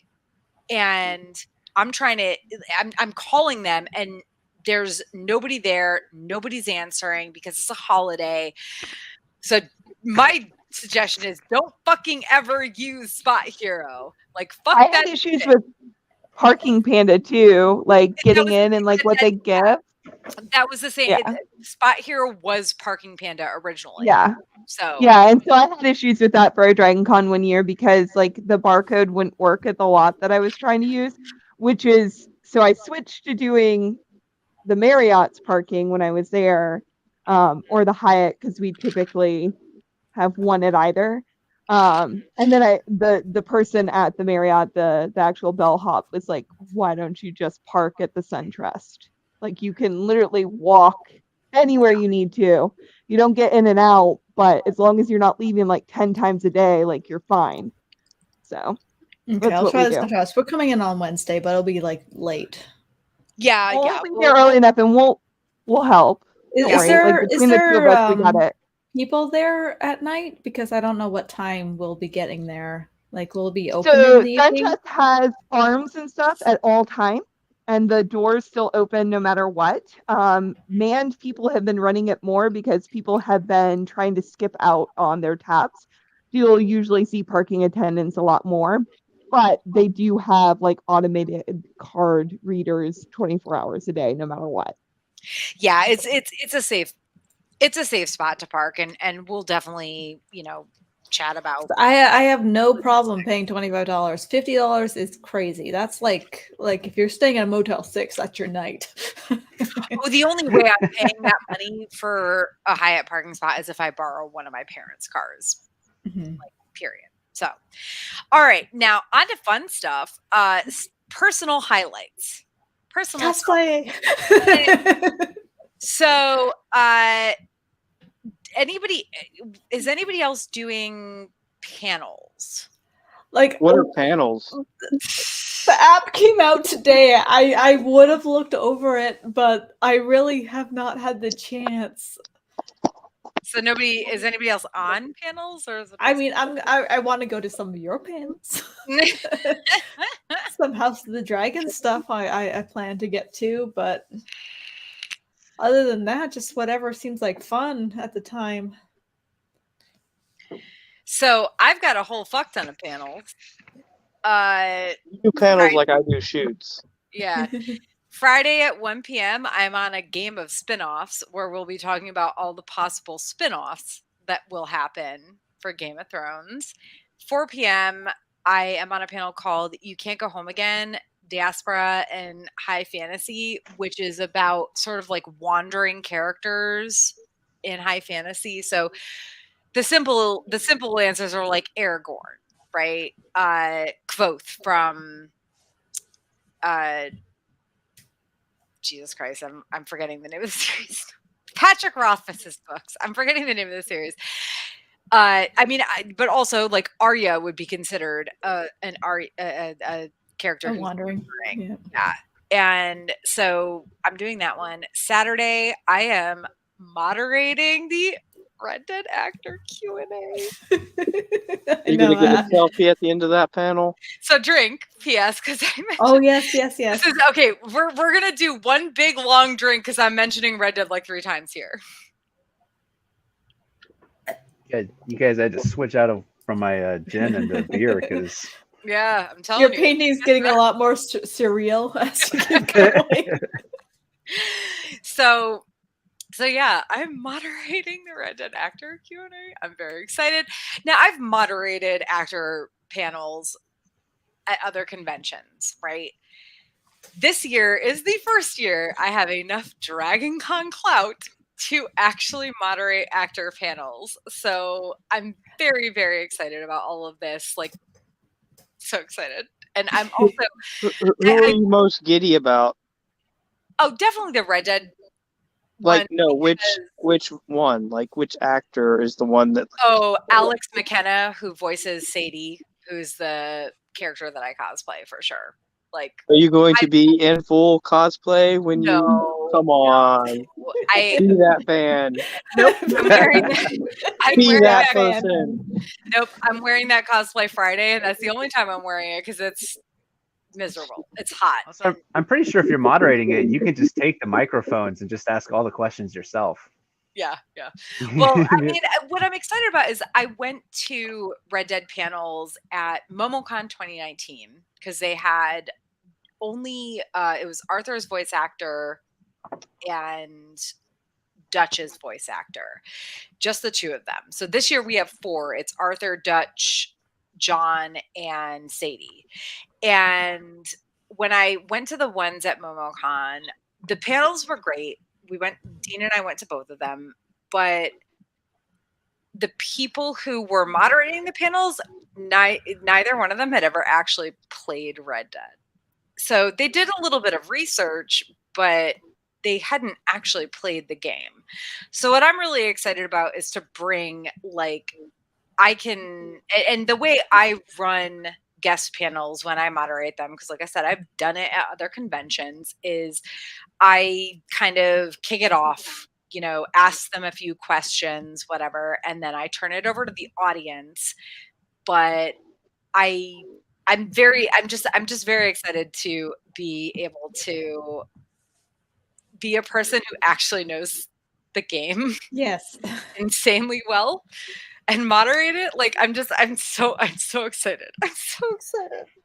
I'm excited for you. I've not played the game, but I know that you're a big fan and that you have experience paneling and moderating, which just it's like this is like a natural collision right now because like I've watched some panels where the person obviously moderating did not know what the shit they were doing or what they were talking about. I just want to see you moderate in costume. Yeah, I mean, I probably will be moderating in costume because I'll probably be wearing my Pirates of the Caribbean Elizabeth Swann pirate costume. But I will not be wearing Sadie because that's weird. Why don't you do one of your more basic Red Dead costumes? No, I don't have. That's the problem. I don't have room. I can't bring them all. I don't have room. So that's 2:30 on Saturday. 5:30 on Saturday is the Great Tourney at Harrenhal. So we'll be talking about the tourney at Harrenhal from Song of Ice and Fire and how it affected the storyline as we know it today. And it's like, is the House of the Dragon going to affect that? Yeah, I mean, I will say that for the high fantasy panels are in Marriott L 401 to 403. It's the same level as Starbucks, and they're kind of in the back corner. The room is not very big. And if you want to see a high fantasy panel that might be popular, you need to line up, I would say no less than 30 minutes before, but really I would say more than that. See, I'm okay as a Game of Thrones mega nerd. I'm like, are people into this at this point? Because the show has not really been out yet. It's based more on the book stuff. Our game of how big is it going to be? Because like Game of Thrones is one thing, but so people like me is another. Our Song of Ice and Fire panels last year, when it was way fewer people at the convention, they filled up. Like there were people waiting in line, and okay, so it's still really popular, even though it's there not were people based on the waiting in show. line at least 20 minutes before, and that was when we're talking about like 40,000 people. So I and especially with House of the Dragon coming out, I would say do not, if you really, really, really want to see an ASWAF panel at this convention, line up at least 30 minutes before. So that's at 5:30 on Saturday. On Sunday, I'm doing a Red Dead fan panel. It's apparently at this point just me, because I've been begging, because unfortunately my partner Dean, he's not going to be there this year.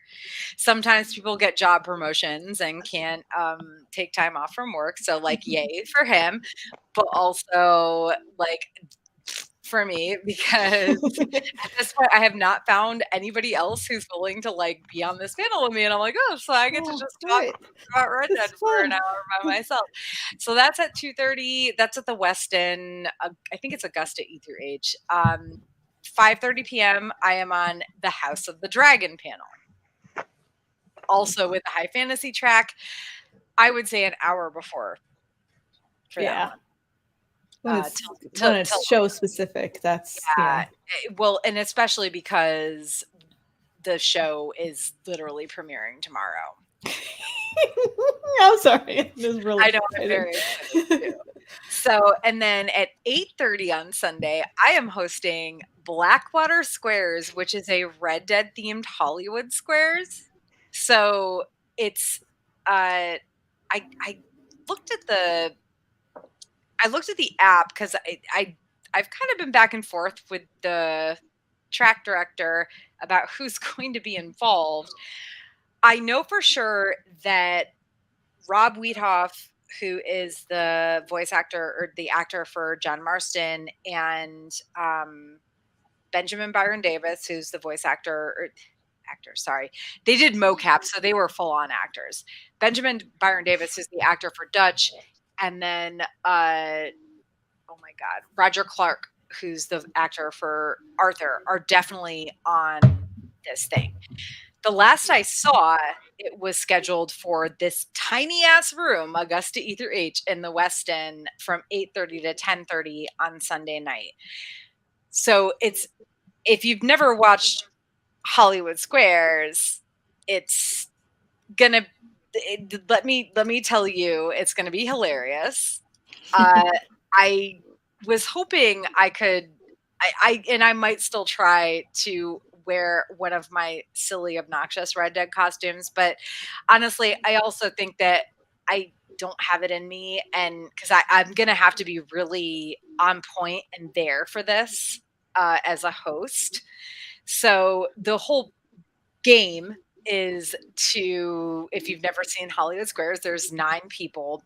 They're not going to be sitting stacked or whatever like they do in the actual show, but we're going to have a game board where you know who you're asking questions of and everything. I don't know. It's going to be really fun. It's basically just a very extra trivia game, and I was told to come up with 50 to 60 questions, which is hilarious because originally I had come up with like 38 questions, and I was like, is this enough? And Kevin, who runs the video gaming track, was like, you probably need 50 to 60. And I was like, shit. So I eked out 12 more, and now I'm like, I have to somehow within the next week and a half eke out like 10 more. And it was already getting hard because they're very specific, right? And I'm trying to, because the thing is, like, not everybody knows the game like I do. So could I come up with 60 questions? Absolutely. but they're going to be hard as fuck. And the whole point of Hollywood Squares is that the contestants pick a square. Ask Google. Well, no, but yeah, no, Google is useless with Red Dead trivia. The whole point of Hollywood Squares is the contestants ask a square, you know, or the contestants pick a square. I ask the question, and that square has to either give the correct answer or an incorrect answer. And the contestant has to then determine whether that answer is correct or incorrect, right?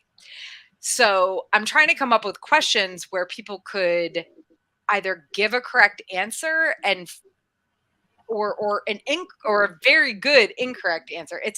This is not easy. This has been yes. I've tried to make Game of Thrones trivia, and it's like, oh, okay, no. I have made a fuck ton. Trivia is really hard. Game of Thrones trivia is not easy. Yeah, this is like that times 10.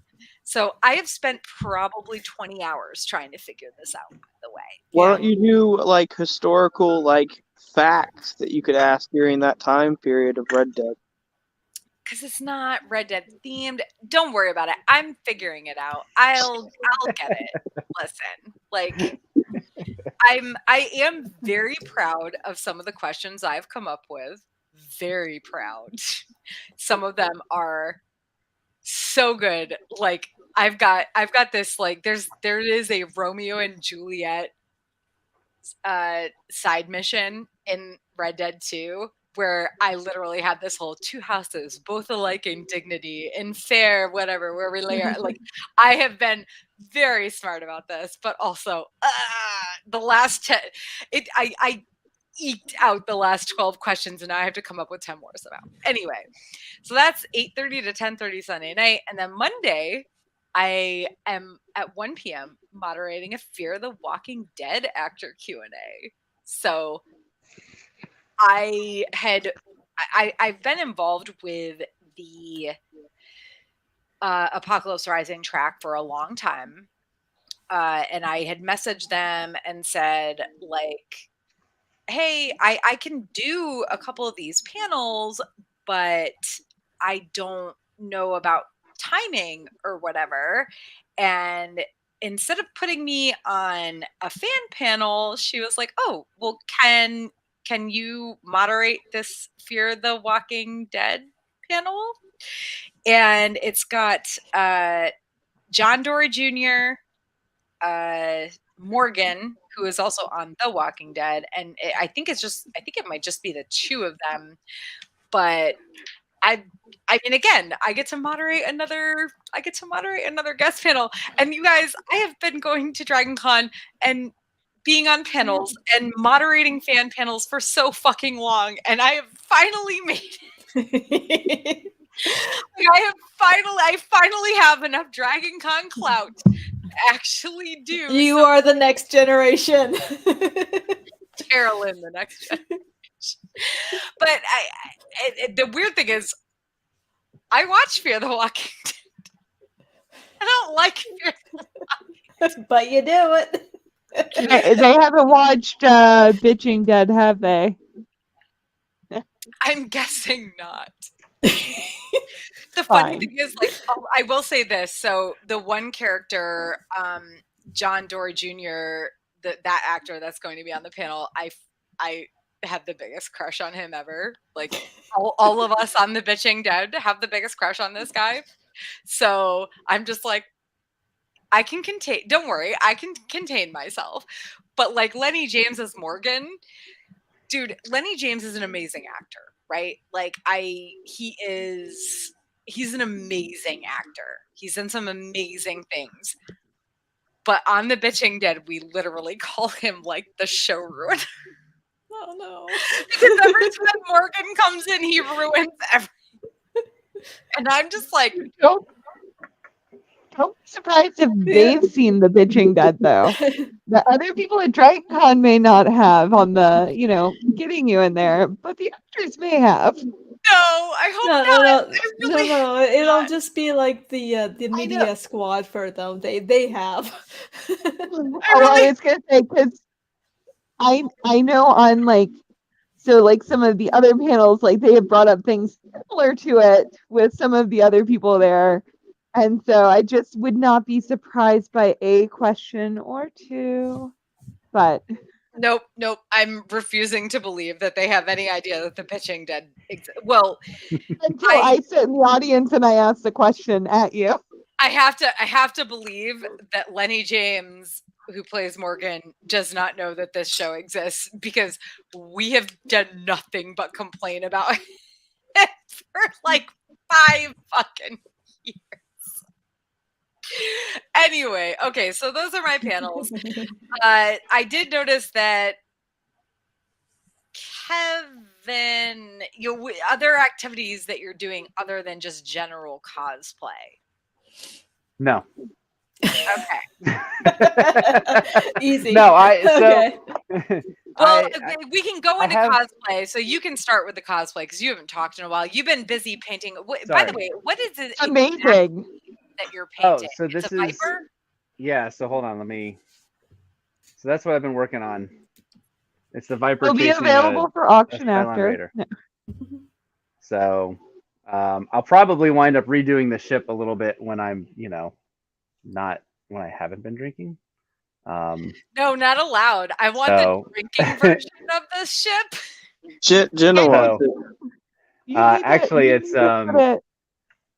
yeah. It needs to. Okay, like everything I do is oil, so it needs to dry and that kind of stuff before I can put details and stuff in. So, but I will continue to drink after it's dry and I can put in the details. So that way you kind of still get it. I should have said that one of your drinking rules was that every time you mention BSG, we would all be dead. So no, I'm. I mean, that's pretty much. Yeah, I have a couple of just minor cosplays. Like we always throw stuff together at the last minute, like literally the last minute kind of deal. I mean, Amazon Prime is my friend, where it's like, okay, we've got to be ready to leave on Wednesday. So if I can order stuff by Monday, I should be okay enough, and then I can combine enough things together. But I usually do the past couple of cons I've been to. I've done I've dressed up as Bob Ross and done a live painting at one of the hotels. So Ross, drink. Mm-hmm. How many Deadpools said hi? A lot, actually. And when I go to cons, I have my little Bob Ross figure that has a Deadpool. Like I have a little Deadpool Lego Bob Ross figure that I take with me. I went to school with his niece and nephew. Oh yeah, that's awesome. I went to high school with them. Yep. But that's yeah. So I cosplay as him, and then I actually last time I actually I did a live painting while I was sitting there, and I'd sit there and just paint happy little trees and mountains and that kind of stuff. And I think the actual final painting, I was in touch with the charity people, and they auctioned it off for the DragonCon charity for a couple $100. So good. So I'm gonna try to do that again this year on Thursday or Friday, I think. So we'll see how that goes. But that's pretty much the only costume plan that I have set in stone. Really, everything else is just kind of like up in the air. Other than Battlestar, I guess, right? Yeah, I have a couple of Battlestar ones, but the other problem is we moved a couple of months ago, and I kind of know where all of our stuff is, like all the costumes, but I kind of don't. So we're gonna see. We're gonna But again, we got what, like another week and a half, so I've got plenty of time to figure things out. I got one more full week of work. Yeah. Find out where everything is. It's fine. Yeah. So we'll be good. Funny. All right. So, what about? Well, I know Danny, you don't cosplay. What about you, Jenna? What are you doing for cosplay? What are you talking about? I cosplay Danny Hunter, the photographer, all weekend. It's like Peter Parker, Jenna, but different. Take your time talking about your cosplays. I'll be right back. Okay. So I am doing a.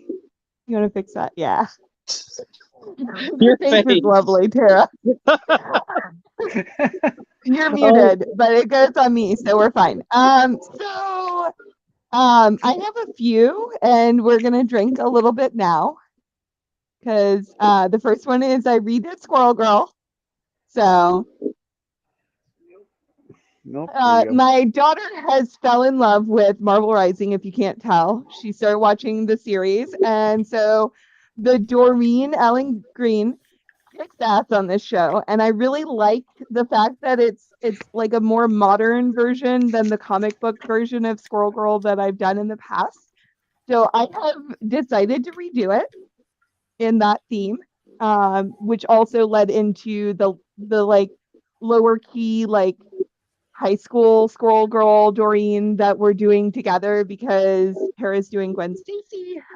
So it kind of led into that. I'm tweaking a lot of the things that I've had in the past and redoing a lot of new things as well, which is great because COVID, the Rona has not been kind to me as far as I've worked from home. I've been a little bit more lazy, so things from 2018 don't fit me as well. So doing something new has been great. Yeah, it's been great. And then it also gave me the opportunity, like I said, to make a ton of squirrels, which I love, love, love. I think it was 2020. I got my Prusa, which is amazing. Love it, love it, love it, because my husband no longer wanted to lease out his printer space to me. So he got me my own. So I'm doing that. So I'll actually have 3 versions. So I'll have actual Squirrel Girl, Marvel Rising Doreen. I'll have like high school Doreen that we're doing low key on Sunday. And then I recently started doing D&D, and my character in D&D is Squirrel Girl as a ranger because why not, right? So I am bringing my rendition of Squirrel Girl as a ranger also with me. So I'll have 3 with me. So we have lots of drinking, Tara, that you have to catch up on. And other than that, I'm doing a glammed up Beetlejuice. Squirrels. Yes, I have lots of squirrels. I love squirrels and foxes. Squirrels and foxes are like amazing. Oh, you're dead, Tara.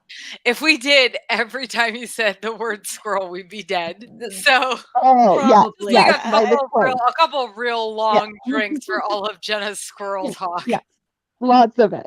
And then so again, I'm doing like a glammed up Beetlejuice. So I found a really cute dress and have the wig and Are you doing musical or movie? More movie, because like I redid so things are really hard to get a hands on when you find something that you love that is a commercial product. I've learned with certain fandoms, and Beetlejuice is one of them. So I've kind of made my own. So like for instance, there was a Michael Keaton silhouette cameo necklace, and I was like, oh, it's sold out and it's going for $300 now on eBay. No, thank you. It was $20 buying it new, so I made my own. Same with like, sand snake bangles and things like that. So I started doing that. I did finally get my hands on the recently departed book purse. So I'm not making that one, but it has opened my eyes for some new ones. And I do have amazing seats for the local Broadway musical next year here. Yay. Yeah. And then I'm bringing back, we talked about, so I've done it in the past, but I'm bringing back the Moo Doja Cat music video, like her OG like thing, because it was a lot of fun to wear. As far as like, I like cows. I'm from Wisconsin, so it kind of goes hand in hand. Like, so why not? So I have that, and then all the little cute plushes that I'll bring out with me. And then I had one for Bunny Hutch, which I guess we'll drink. I think that's another drink. Yep. First time we mentioned it. I had a death from the comic book version of Sandman. But I'm hesitating now because I just learned, even though it's been around for 4 years, there's a onesie party at the same time, and nobody told me about this. There's a onesie party? What? Like a kigurumi? Well, my brain went to Trace has an awesome taco cat romper. That is a party, yes, that counts. Sorry guys, drink. No, I have. I was like, no, I've never heard of this onesie party. Explain. It's been around for 4 years. I didn't know it existed until I looked at the Dragon Con app today, and I was like, wait, this sounds more fun, because I've had trouble getting. So unless you do the competition, which I have done the competition just to get tickets before for Bunny Hutch, it's hard to get into. The line is huge. I've done it So I'm once, and I probably hoping- won't ever do it again. What, the bunny hutch? Yeah. Yeah. I've never had an issue, but I know You're a photographer. It's a little different. So like when you Waiting the in reason line why, is like- a long lineup. like 2 or 3 hours, like I've tried to get friends in. Oh, really? Yeah. So, It's when It's long. Even if everyone's in costume too, like it's all bunnies in the lineup Oh, no, too. no, I go. Right, and so- I've never had an issue getting in. But you're a photographer, it's a little different. Same, like, that's why I learned the trick was, even if I wasn't wanting to compete, go ahead and put yourself in the competition, because Just to get in. everybody in your Wow. group gets a ticket in and a +1, and Wow, you get to skip the line. So, Learning the tricks right here. I This should waited have in been in line. tricks and I'll tips. just and enter the bunny hutch just to get in. Yeah. But then if you have to But go to the washroom, I mean, it happens. But that's when I started looking, and I was like, 'cause normally like the 8-bit ball is around the same time, and like when I did stuff that kind of fell into that, it worked out. Like I did Link as a bunny one year and didn't get it into the party because I didn't do the cosplay contest, and so we ended up at the 8-bit ball, and it was great. But no, for me, I was like, ooh, onesie party. It's only 4 years old. Heck yeah! Like I've got the onesie. big question We've is done it at the onesie. Westin or Oh. the Sheridan? Because No, I don't think it's at either. I think it's at the Hilton or the Hyatt. Hold on, let me look. I am intrigued. What night is it? Yeah. It's the same time as the Bunny Hutch Thursday. on Oh, Thursday. okay. Mhm. Okay. So like that's why it's not a huge thing. So that's why I think I'm gonna drop my death, because I wasn't planning on doing the contest this year, and just bring a romper onesie like Taco Cat or Cat riding a I shark don't with even laser feel eyes. like I could wear a onesie at Dragon Con. I'd be No, so that's what I'm it's saying. The so romper easy. ones, It's like, Thursday. It doesn't exactly start. I mean, it does. and that's but what I'm it saying. The doesn't. romper ones, short sleeve shorts. Don't wear a fleece one. Like, please don't sweat and die Mine there, is Tara. I have Yeah. a koala Yeah, fleece. but I mean, My cosplays I are already checked. set. I'm not changing anything now. yeah, I've I done too haven't much. picked a Thursday, so that's why I'm like, ooh. right. And that's how I kind of came across it. So, no, you're I right. have a- It is at the Westin Chastain at 7 p.m. That involves walking. It That does. is like a block and a half. Everybody acts like the Westin is so across the fucking street. far. It's like a block and a half from Like, my This Get American a Jamba apocalypse. Juice at the Peachtree You can take an Center Uber and to like the walk Westin. across. You can take an Uber for a block and a half. You'd be waiting longer. That is honestly, that suggestion is drink worthy. Making that left-hand turn will take longer than it takes to walk. Yes, but you'll be in Just AC. use the bird scooters. You'll be fine. Oh God, don't use that. So, Ashley, what about you? What cosplays are you doing this Oh, year? so many. Well, not so many this year, actually. Compared to previous I years. am usually a very big cosplayer. I usually have 2 to 3 cosplays per day, like an evening and a daytime, and then plus a simple night, like party costume. This year, none of that. I'm just throwing it all out the window. I'm going easy. Except for the fact that I decided to make them all in within 1 month. And that was a mistake. Because usually I start my cosplay process in like May. So I'm only doing 4. And okay, so I have a Eurydice from Hades Town. I'm a big musical nerd. So we're doing that group. We haven't actually decided when.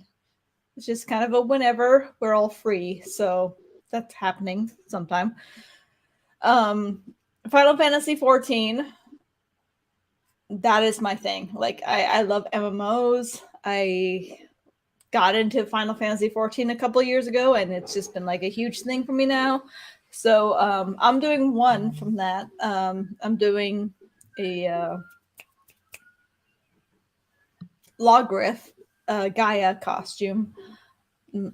Probably means nothing to you people. My husband, on the other hand, is doing the fangirl, like, drop your panties, throw them at him, like, and my husband's shy, which makes me laugh at this situation. He's doing Emmett Self, which He's is shy, but the things he cosplays yes, are like he is cosplaying the thing that every the guy that every girl wants in this fandom. So he's doing as he does. two Emmett Self cosplays. He is doing the you see it behind me, the Emperor Soulless version, but he's also doing Ancient version. So he's got two of those doing both Saturday and Friday. And I'm just gonna be like, okay, I'm just gonna watch and see what happens. I'm just gonna watch him be awkward and laugh because he's done David Bowie, Jareth from Labyrinth before, and watching like everybody come up to him and want pictures with him has just been like a highlight for me. I'm like, yes, I'm married to that. Everyone wants him, but I'm married to him. So I love that. So he's doing that for 2 days. I'm doing just Logrith, a simple ancient version. On Saturday, I am doing Fire Emblem, Three Houses. It's the Nintendo Switch game. I have not actually played it. I've been watching a playthrough of it because, get familiar with it because all my friends are doing Fire Emblems. Like all the people who go to Ice and Fire Con, there's a huge group of them. They're all doing this one group. And I'm like, I want to be involved in that group. So I got into that. So I'm doing Bernadetta, which is the shy girl because I am actually shy in real life. And that's going to be interesting because I am... I've watched the playthrough. I'm sort of familiar, but I'm not like anywhere near an expert on it. And I'm part of their Facebook group, and they're just like talking about all these different pairings, and like, what if this person was with this person? What if with this? I'm just like, I hope nobody wants a photo shoot with me with one person because I have no idea what's going on. If you pair me with this person, if you pair me with this, I'm like, I don't know. I know there's a lot of shipping going on in this group. But I mean, like, I enjoy the game. I wish I could, just buy a Nintendo Switch just to play it, but like that's ridiculous to do that. So that's going on Saturday afternoon. I will say real quick that we got a comment in the chat. Our friend Aaron says a Final Fantasy 14 is 16. 16? Sorry, there's a new one coming out. Yeah, is life. Unfortunately, I am sure it's not 19. Is it 19? 16 isn't released yet. It's being made right now. 19. Sorry. There's a lot of letters close together, and I don't know new Final Fantasy. Okay. Final Fantasy 19 is life. Unfortunately, Aaron is part of Crystal DCon Data Center, whatever that means. I'm on Crystal. I'm on Belmont for all things. When I made an account, I was like, I just went to like suggested servers, and it told me to go on Belmont. Little did I know that is the ERP degenerate server. So I made a character on the ERP Central of the entire game. It's hilarious when you walk through that area, but yeah, I know what they're talking about. Yeah. So those are so she says 14. 14. Yes, 14. Sorry, 14. God damn it. I can't. There's too many That's fucking letters. It's like FFXIV, and I'm like, yes. You can see I've made a Team Asian sign. I'm totally cutting out behind me. I can't figure out what these letters are. So she says she's on a Brynhilder. Okay, yeah, no, there's, I understand, I get it. Yeah, I don't trying to explain it to you plebs would not be out there. Listen, I played some Final Fantasy, just not. The MMO is a commitment. It is like 10 years of story, and subscription. I understand that like a lot of people who are in the Final Fantasy community have not played the MMO version. You're missing out. You are missing out. Okay, so I'm doing Friday. I'm doing Final Fantasy. Saturday, I probably do half Final Fantasy and then going into Fire Emblem because that's what the whole group's doing. Sunday, I'm doing Suicide Squad, which is I'm doing Ratcatcher, and my husbando is doing Javelin. He looks exactly like the actor. Like it is crazy. Like him and the Javelin actor. You're just like, oh yeah, obviously you got to do that character because he looks like one for one like that character, and that's kind of how we got pulled into that. It was like, well, you look exactly like the person, so you have to do it. And I'm like, well, what character can I do? And I'm like, I have a wig that looks like that. And then that was my deciding factor, was that I didn't have to buy a wig, so I ended up doing Ratcatcher for that one. Which you used an ermine for, right? Yes, my rat is an ermine. I put I had a bronzer and I'm just like, I'll just put some bronzer on it because I don't actually want to dye it because I like my ermine. But he looks so cute. He's got his paws up like this and he's an adorable. So it's like, I'll just put some bronzer on him, and maybe if he's in the pocket, you won't notice that his tail is not a rat tail. Listen, so and you guys, none of you other than Ashley and I will understand the ermine thing, but it was like a GIF that was popular on Facebook in maybe 2015 where there was like an ermine popping out of a stump, right? And it was super cute. And Ashley's now husband, Keith, was like very anti this ermine GIF for some reason. So it became a huge joke at Ice and Fire Con that ermine, like Keith hated ermines. So for he got a lot, or was it must have been 2014. It was before we even started dating. Or it might have been the year we did. It was 2014. So at Ice and FireCon 2015, like several months before, when I'm putting out the schedule, we actually put out a joke schedule where everything was just ermines. And then at the convention itself, a bunch of us wore ermine kigurumis, and which these things they're not easily purchasable. Also, stuffed ermines aren't easily purchasable. Like actually, that ermine, that stuffed ermine that you have is worth like $40 now. Stupid. Like I had the cutest little ermine, and my dog got a hold of it and chewed it all up. She chewed it all up, and now it is in like my dog shrine to her because she passed away in 2019, whatever. So we all wore, see, it's an ermine. Look at how cute he is. But now he's also a rat catcher. He's got his little backpack. He's ready. He's a little bronzed, but we're gonna hide his tail by putting him in a pocket. Yeah, he's gonna be in a pocket, and he's a rat. I still don't know what an ermine is. An ermine is maybe a rat. It's a snow weasel. Okay. It's a weasel. It's a weasel that is like a northern like snow weasel. Like they're white because royalty would like because of their tails. When you see those white furs with the little black on it, that's the tails. Yeah. When royalty wear those like cloaks or whatever that have the white with like the black tips on it. Yeah, that's like 35,000 dead ermines. I mean, that's you know, that's hyperbole, but yes, that's a fuck ton of dead ermines. So anyway, that year at Ice and FireCon, we all wore ermine kigurumis, and also our friends made cardboard ermines, and we bought ermine stickers, and we put them all over people's cars and stuff. It was a thing. It was a good and bad year. I feel bad for Keith's car that we put. It's fine now. Anyway, all right. So is that the last of your cosplays? I think so. Yeah. So I got really hyper there for a moment there. So okay. No, it's fine. Ophelia from Hades Town. My husband's doing Orpheus, and then our friend's doing Hades. We're hoping to find others. Okay, so because in Final Fantasy 14,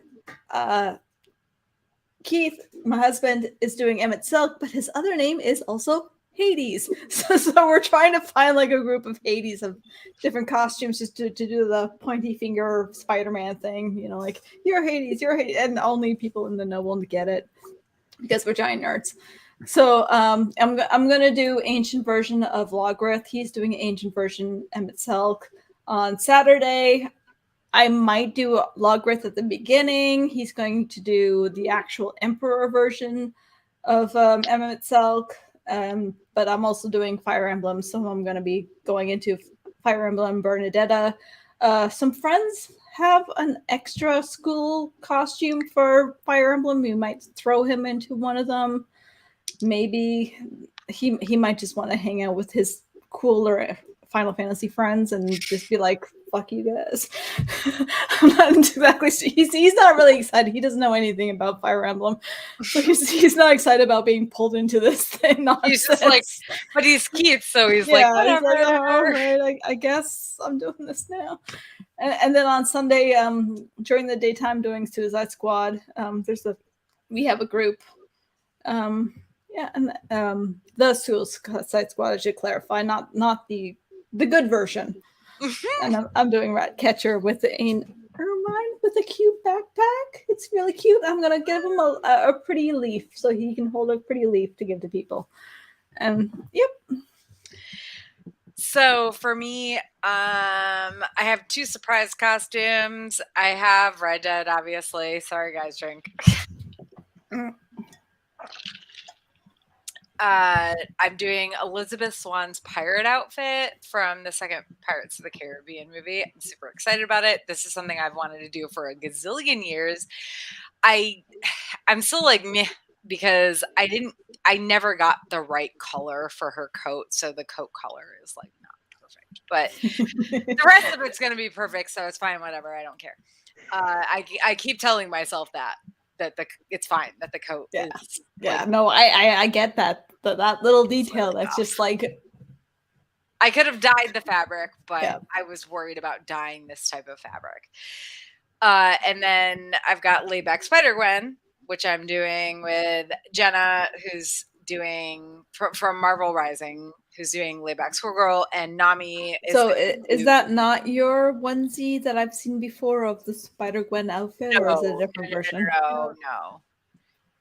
We're doing like the high school student version. Yeah. Like the like super laid back. Because I like totally look like and Magneto were not superheroes, but like also it's like the Clark Kent Superman thing with like, how could you not know? Like she's wearing a freaking like hot pink spider on her shirt like in high school, and Doreen wears like a nut on her shirt. Like, how do you not know that these people are who they are?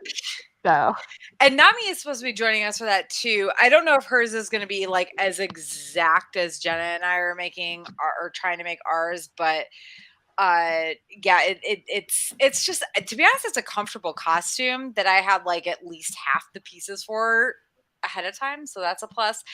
And then I am doing Conspiracy Theory Charlie on Sunday night. Like, so after I get back from my Red Dead game, and this is a private thing, but we do a party in our room every year. It's called the 2.5 Strikes Party. There's a huge story behind it where in 2016 we had... That counts as a party. We had 60, we had 60 something people. It was, we couldn't even fit, you could not fit one more person in that room. It was absolutely insane. I mean, we have 2 rooms together. It's become a 2-room thing. Oh, now it's better, yeah. But originally it was not. In 2016, it was a mess. And security got called on us, and they came up.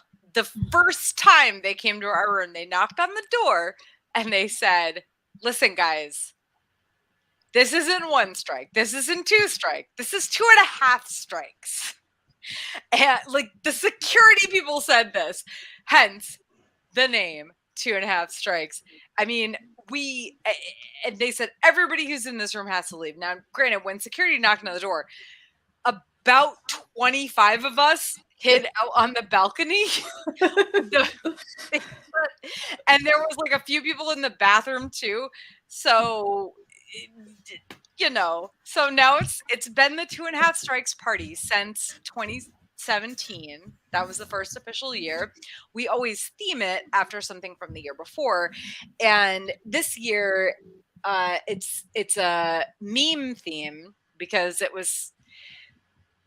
I could not tell you how it came to be this theme from last year because it was a vague drunken conversation where we were talking about Loki and shit. But it's the multiverse of memeness where the whole party is meme themed. And so I am doing Conspiracy Theory Charlie. Now, I am not wearing a beard. I will pin my hair back into like a tiny bun and make it look like I have short hair.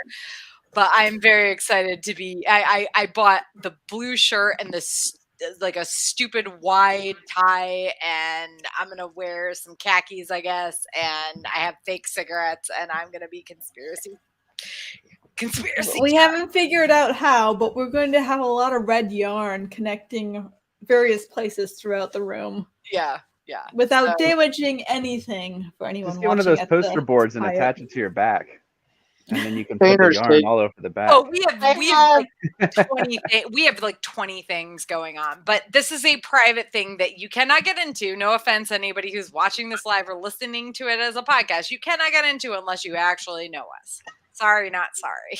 But I need to know your top capacity. Sorry. What, Ashley? I just said rooms have a capacity. So. Yeah. I thought it was funny the first year I walked into that. I was not expecting for me to know so many people in your hotel room. Well, the first year you came, I think it was the Zelda year, where we had a pinata filled with rupees. Yeah. And I still got not roofies, as somebody tried to take from me as Link. Yeah, because you 3D printed all those. I've still No. This is when Trace was still 3D printing everything before he got me the Prusa. So yeah, so many traded printed rupees. I'm pretty sure I still have some. Oh, I do. There's two on my mantle. But do you want some custom like faux tacks with sticky tack, like poster sticky tack on them to do your string? I can do that. I don't know We what can that cut is. off the. We'll have to talk. We'll talk about it afterwards later because I'm interested. Whatever this is. Yes. Anything that helps us not damage the hotel room walls. Keep the security deposit. Well, no, we've never had a problem with that. Okay, like we've always been super careful about that, but we also do like this huge theme thing. And it was funny because there was a post on the DragonCon subreddit that was like, what are your DragonCon like what's the word I'm looking for? Jesus Christ. The things you do every year, right? Like, what are the things you do every year at DragonCon that make DragonCon?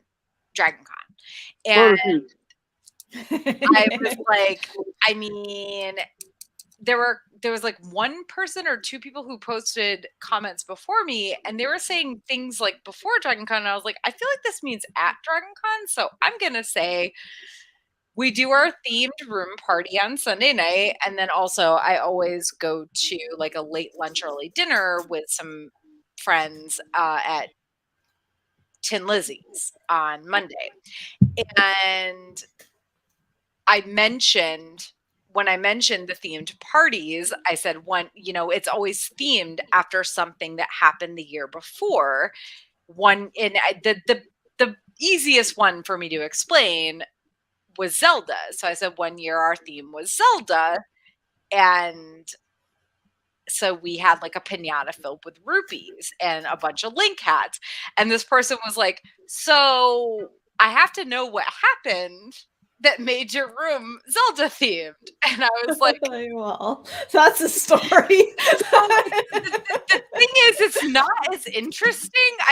It's not as interesting as it was Keith just not stopping playing Zelda. Well, that's exactly what I said. I was like, it's not as fun as or as interesting as you'd think it is, because it was literally like my significant other and I at the time were rooming with another couple, and my SO brought a mini Nintendo with wired controllers. That is a very specific thing. Because we had to climb over them every time.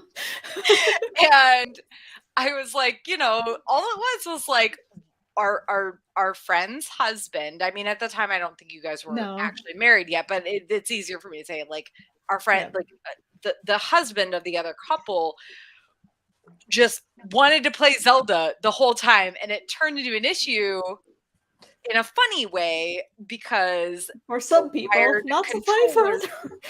The wired controllers were always in the way, and he was also constantly like putting off getting ready. Yeah, it's not like I sewed an entire costume for him, and I spent 3 hours getting into body paint to be that person that goes with his costume, and he hadn't even taken a shower when I was ready. But you were so great about the whole thing. Like, honestly, like the extent of your frustration was like rolling your eyes and like, please do this because you're Canadian. So I feel like we should drink just for being Canadian in that scenario. Canadian. The patience is real. But yeah, I was like, this story isn't as interesting as you want it to be. No, it's just a lot of Zelda. A lie. Because just a lot of Zelda. Because my SO is so much of a troll. Not in a bad way, but he is. It's a funny way. It's a loving way. I get that. It all comes from love. Yeah, the next year, our whole room was Zelda themed, and I mean, we had decor up all week. Like, I don't know. The Zelda year was a good year.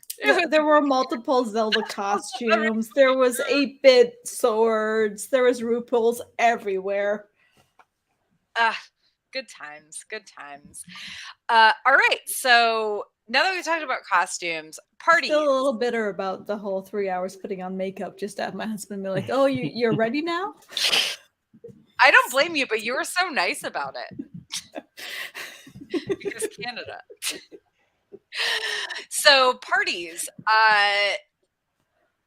The only party I am planning on is the aquarium. I'm going for the first time ever, and I know you've been, Ashley. I have. It's been a bunch of times. Okay, I've been not during DragonCon. My recommendation is to go right when it opens, because if you don't have a VIP pass, it gets crowded real fast. VIP. Oh, okay. Like, if I was ever to go again, I would get the VIP pass because it gets so crowded. Yeah, unbelievably crowded that getting a drink is like near impossible. Trying to get close to the aquarium and actually see things, it's insane how many people they pack into that place. Like, if you think that it's just like, oh, it's a private event, so it's not going to be that busy. No, it is absolutely packed. So if you don't have a VIP pass, get there on the first bus. DragonCon does have a bus running.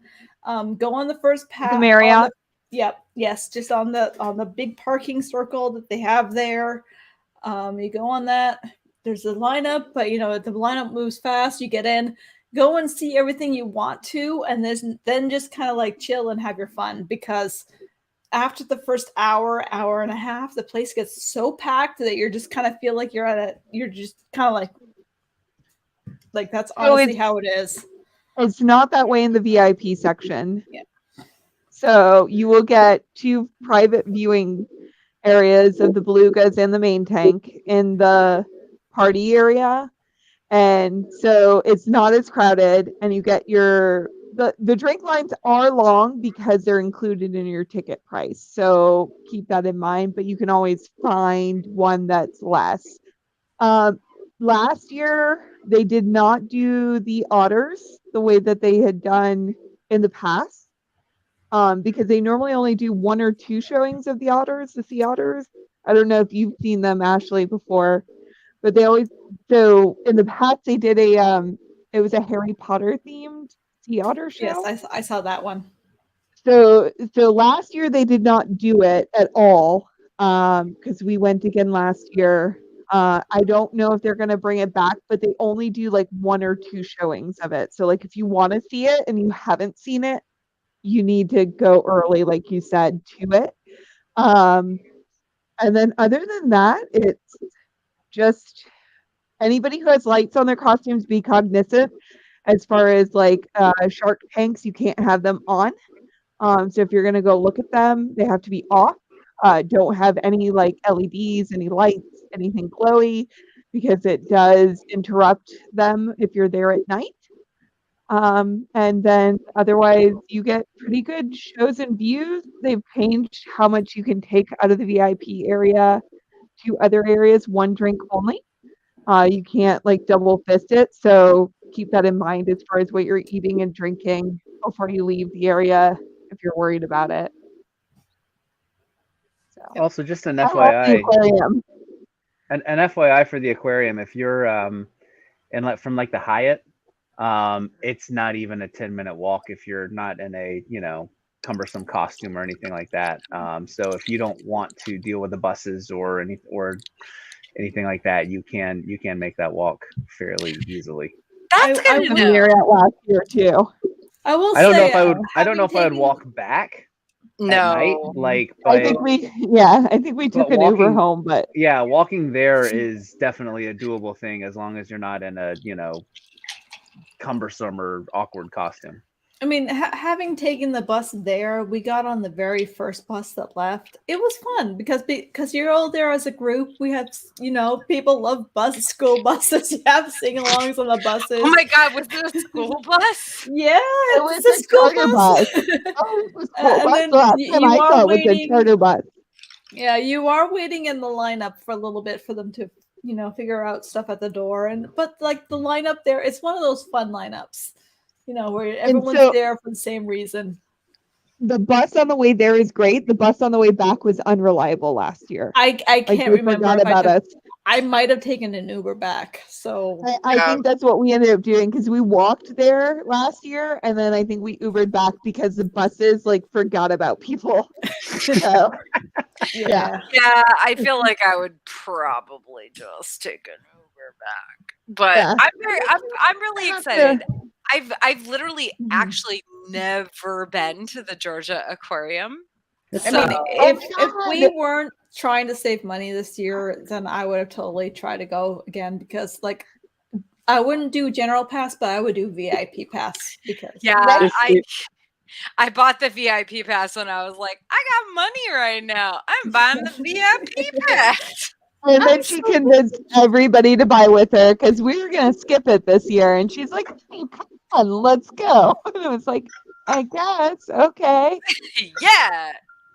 Well, also, if you're down at Dragon Con from out of town and you're there for an extra day or something, just in Atlanta, the aquarium is definitely one of the places that, if you didn't make it for the Dragon Con party, you can head up during the day, and it's not nearly as crowded and is actually a lot of fun and probably one of the better aquariums I've visited. Oh, it's like the second largest in the country. Yeah. And on top of that, I say spend the extra $15 if you're going to be there and do the VIP backstage pass if you're going during regular hours.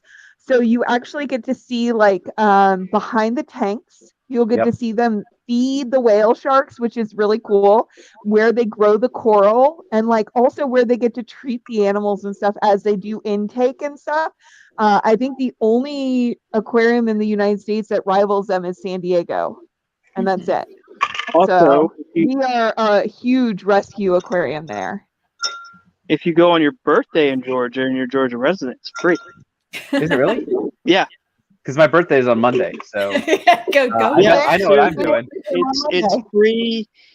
You just have to have a valid either Georgia driver's license, or a birth certificate, and they will take either. So even if you move out of state, but you have a Georgia birth certificate, you can still go for free. I know what I'm doing on Monday. Then. All right. Well, I recommend seeing it because it is something else. That aquarium is pretty amazing. Yeah, I'm super excited for it. Sorry, Kevin, what were you gonna say? Say what? No, I thought you were gonna say something. Oh no, I'm Googling birthday offer for JoJo Aquarium. Any other parties that you guys are excited for, like official ones? I mean, we already kind of talked about one. What, Jenna? The one I didn't know that existed. Like, who knew? I don't think I'm not going to go to any parties other than the Dragon. I'm still so mad that the 2 years we got a Game of Thrones party, and we don't have one this year. Your audio is totally trash. They couldn't get anybody who could run equipment correctly. Yeah. Like, I'm still so upset about that. Like, because the thing is, like, the DJ that did that party was somebody I actually got into the convention, and he did other parties in other ballrooms without a problem. But it was only that one where the audio would not fucking work. Oh. So I'm hoping that with House of the Dragon being a thing, maybe next year we can get another Game of Thrones party, because the high fantasy track doesn't like Lord of the Rings, really? I'm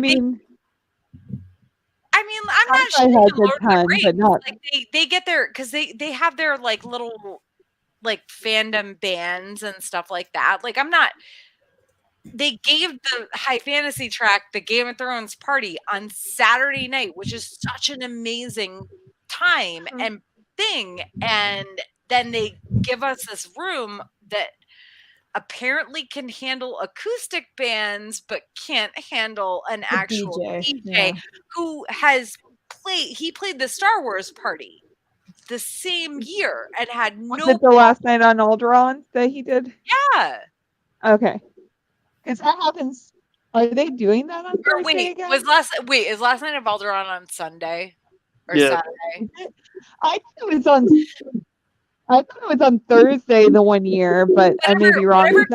He did another way bigger party and had no problems with the sound. But then he came to the. Yeah, it was a mess. Yeah, both years. It could not handle his system, which is like standard DJ system. Yeah. So anyway, other than that, I am hoping that with House of the Dragon, it will actually, pick up again and be like, we are a fandom that's staying. Yeah, next year maybe we'll get a party again. Fingers crossed. So last but not least, other stuff. Anybody excited for guests? Well, talking about other events, I wanted to mention the House of the Dragon screening party that's going on Sunday night. History of Westeros, another very popular Game of Thrones podcast. They've been around for a very long time. They're very active in the community and have done lots of things for the community. I can't, talk them up enough. That they're amazing people, and they went out of their way and they rented out a theater, and they are doing a sorry, the Plaza Theater. Yes, they are putting on a private screening of the game of the House of the Dragon episode for that night on Sunday. So they are having a cosplay contest. So let me just look at the site to make sure I'm not getting things wrong. Yeah, if you are in, or if you're not in, definitely look into the Game of Thrones. They posted it in the Game of Thrones at DragonCon Facebook group for sure. That's the public group that they posted it in. They also posted it in their own Facebook, like the History of Westeros Facebook group, but I don't think it's sold out yet. And yeah, they're doing and the tickets are free, so you just have to register your ticket because they obviously can't oversell. So you just want to go to that site and register your ticket. It is, I think it's 2 episodes that they're doing. It's at 1049 Ponce de Leon Avenue. Yes. You said am that not right. familiar. Okay. Yeah, it's the Plaza Ponce de Leon. Theater, and It's not the way you pronounce it, but it's the way you pronounce it here. Yeah. I will. I'll try to remember to put the link in the thing in the description of this webcast, because if you're a Song of Ice and Fire Game of Thrones fan and you haven't signed up, as far as I know, they're not sold out. So it's free tickets, and it's like good friends of ours who are doing it, and really, really exciting.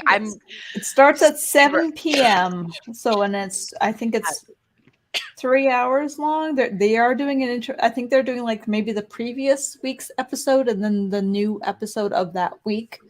I'm really mad that I have to miss it. Yes, it sucks that you got scheduled for a panel at the same time. Unfortunately, Tara cannot make it. But also,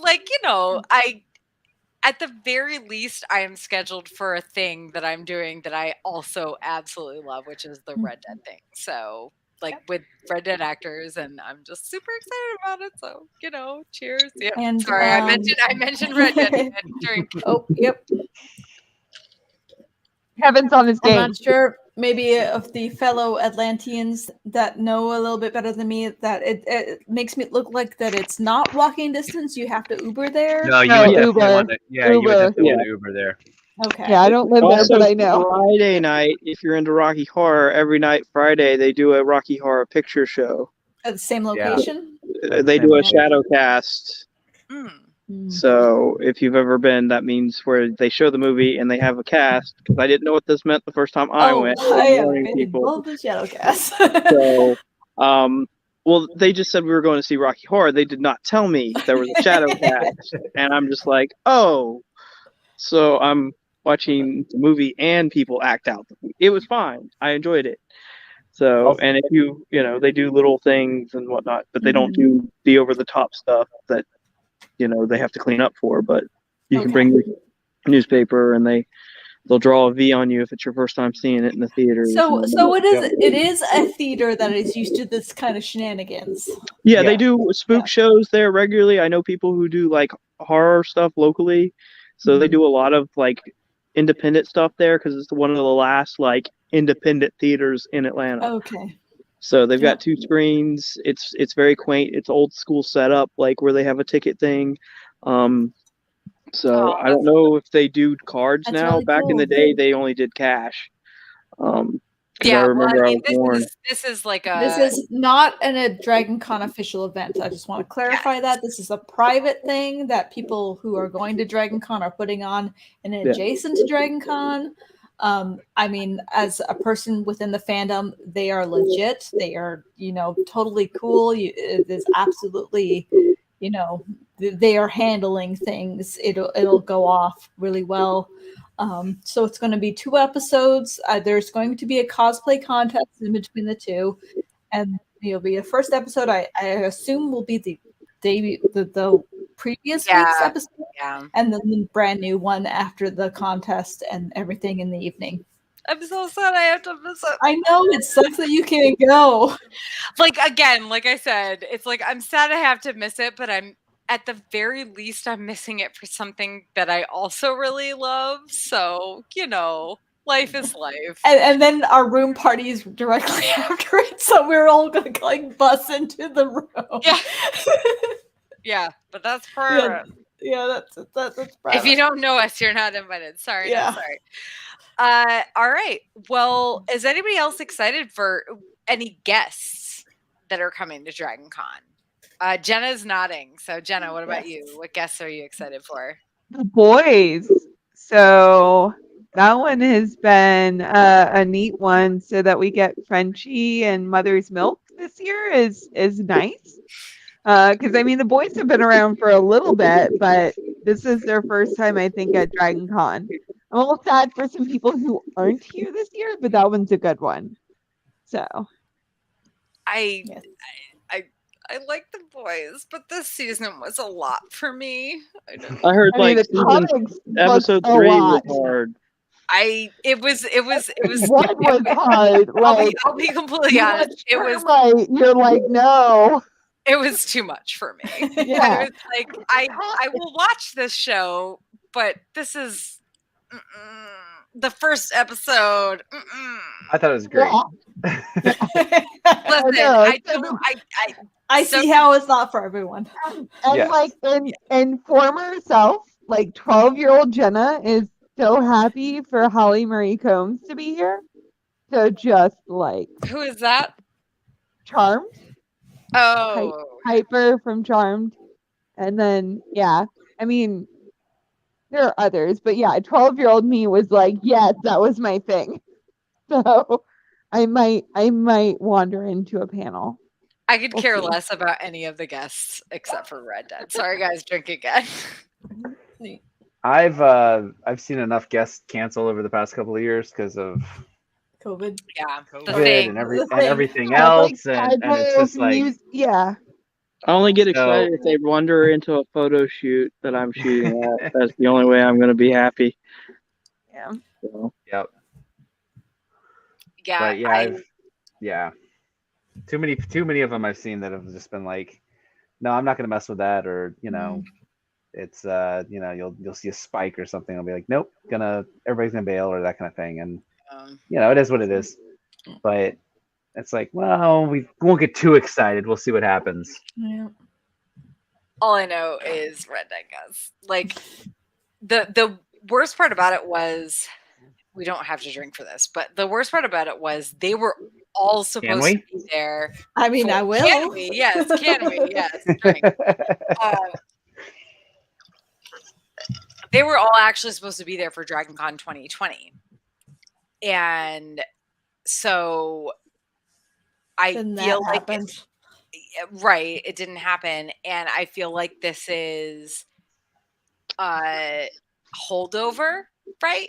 Like you were supposed to be here for DragonCon 2020, but you couldn't be because it didn't happen. So they did a virtual panel, which I watched, but I get to actually. I'm sorry. I'm so like just. I'm never not going to be so. And I know when I go there and actually moderate this panel, I'll be cool and chill and whatever. I'm going to show up with a big poster of you in your Red Dead costume. Like I'll be so chill. Like I'm good at this shit, right? Like when I moderated Kevin, God, the voice of Batman. I'm blanking on his name. Oh, yeah, not you, Kevin. Corbin? No, it's not Kevin. No, Kevin... no, the voice of like all Batman cartoons.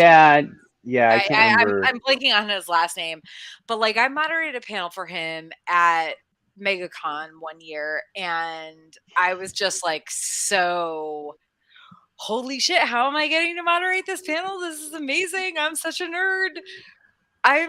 But then I sat down and it was like totally fine, and I know I'm gonna be totally fine this time. Conroy. Yes, Conroy. Thank you.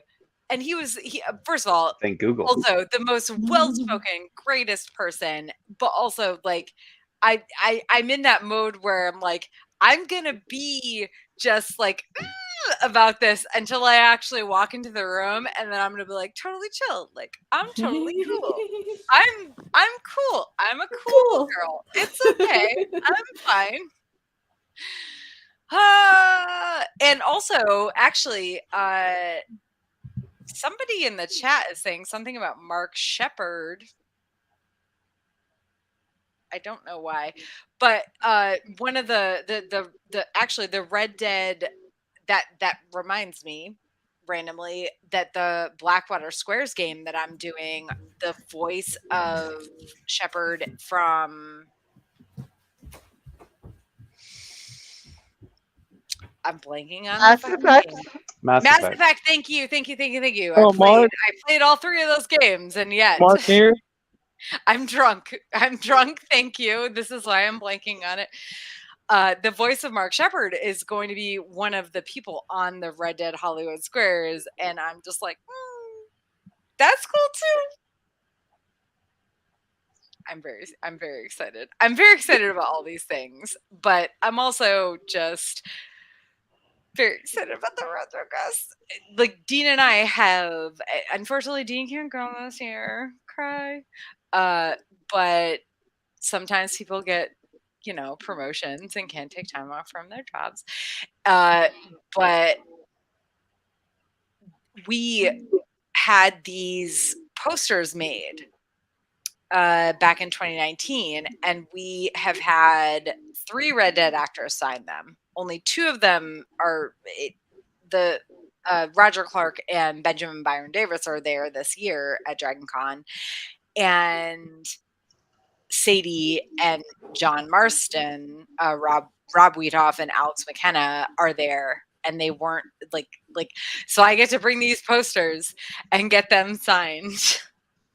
And also at the time we were not in a relationship, so it was like a separate thing. So I'm like, oh, well, maybe we'll have like a poster that we can sell that has a bunch of fucking signatures on it, because it's going to cost me a lot of money.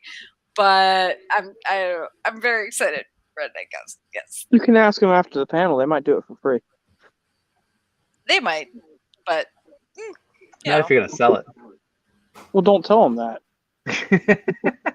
I would. Well, the thing is, like, I don't know that I would actually sell it. Like that. I also, who knows? Maybe Dina and I will get divorced one day. No. No, that's not happening. You've turned into a mom over the last year or two. It's interesting to see you change in that way. Yeah, that was such a. I'm a mom now. Ew, gross. It's true, though. It's true. You're very protective of your kids. Yeah. I have kids. It's weird. So, any last thoughts before we look forward to seeing you in less than 2 weeks? This is where I find out that my husband's been listening to this podcast this entire time. He didn't have enough courage to be in the comments. He did at one point, actually. Oh, he literally asked. He repeated our friend Aaron's question, is that what cosplay is that? For which? The cosplay that's in the background. He said, "Is that Emmett Selch in the background?" After Aaron had already said that, and we had already, I said, "Lil Keith, no, it's actually your strawberry dress in disguise." Because that's a joke. Oh yeah, that is also another cosplay we're doing. Oh, I'm sorry, I forgot to mean. We're just wearing strawberry dresses one night, because Ashley has a black strawberry dress, I have a blue one, and Nami has a pink one.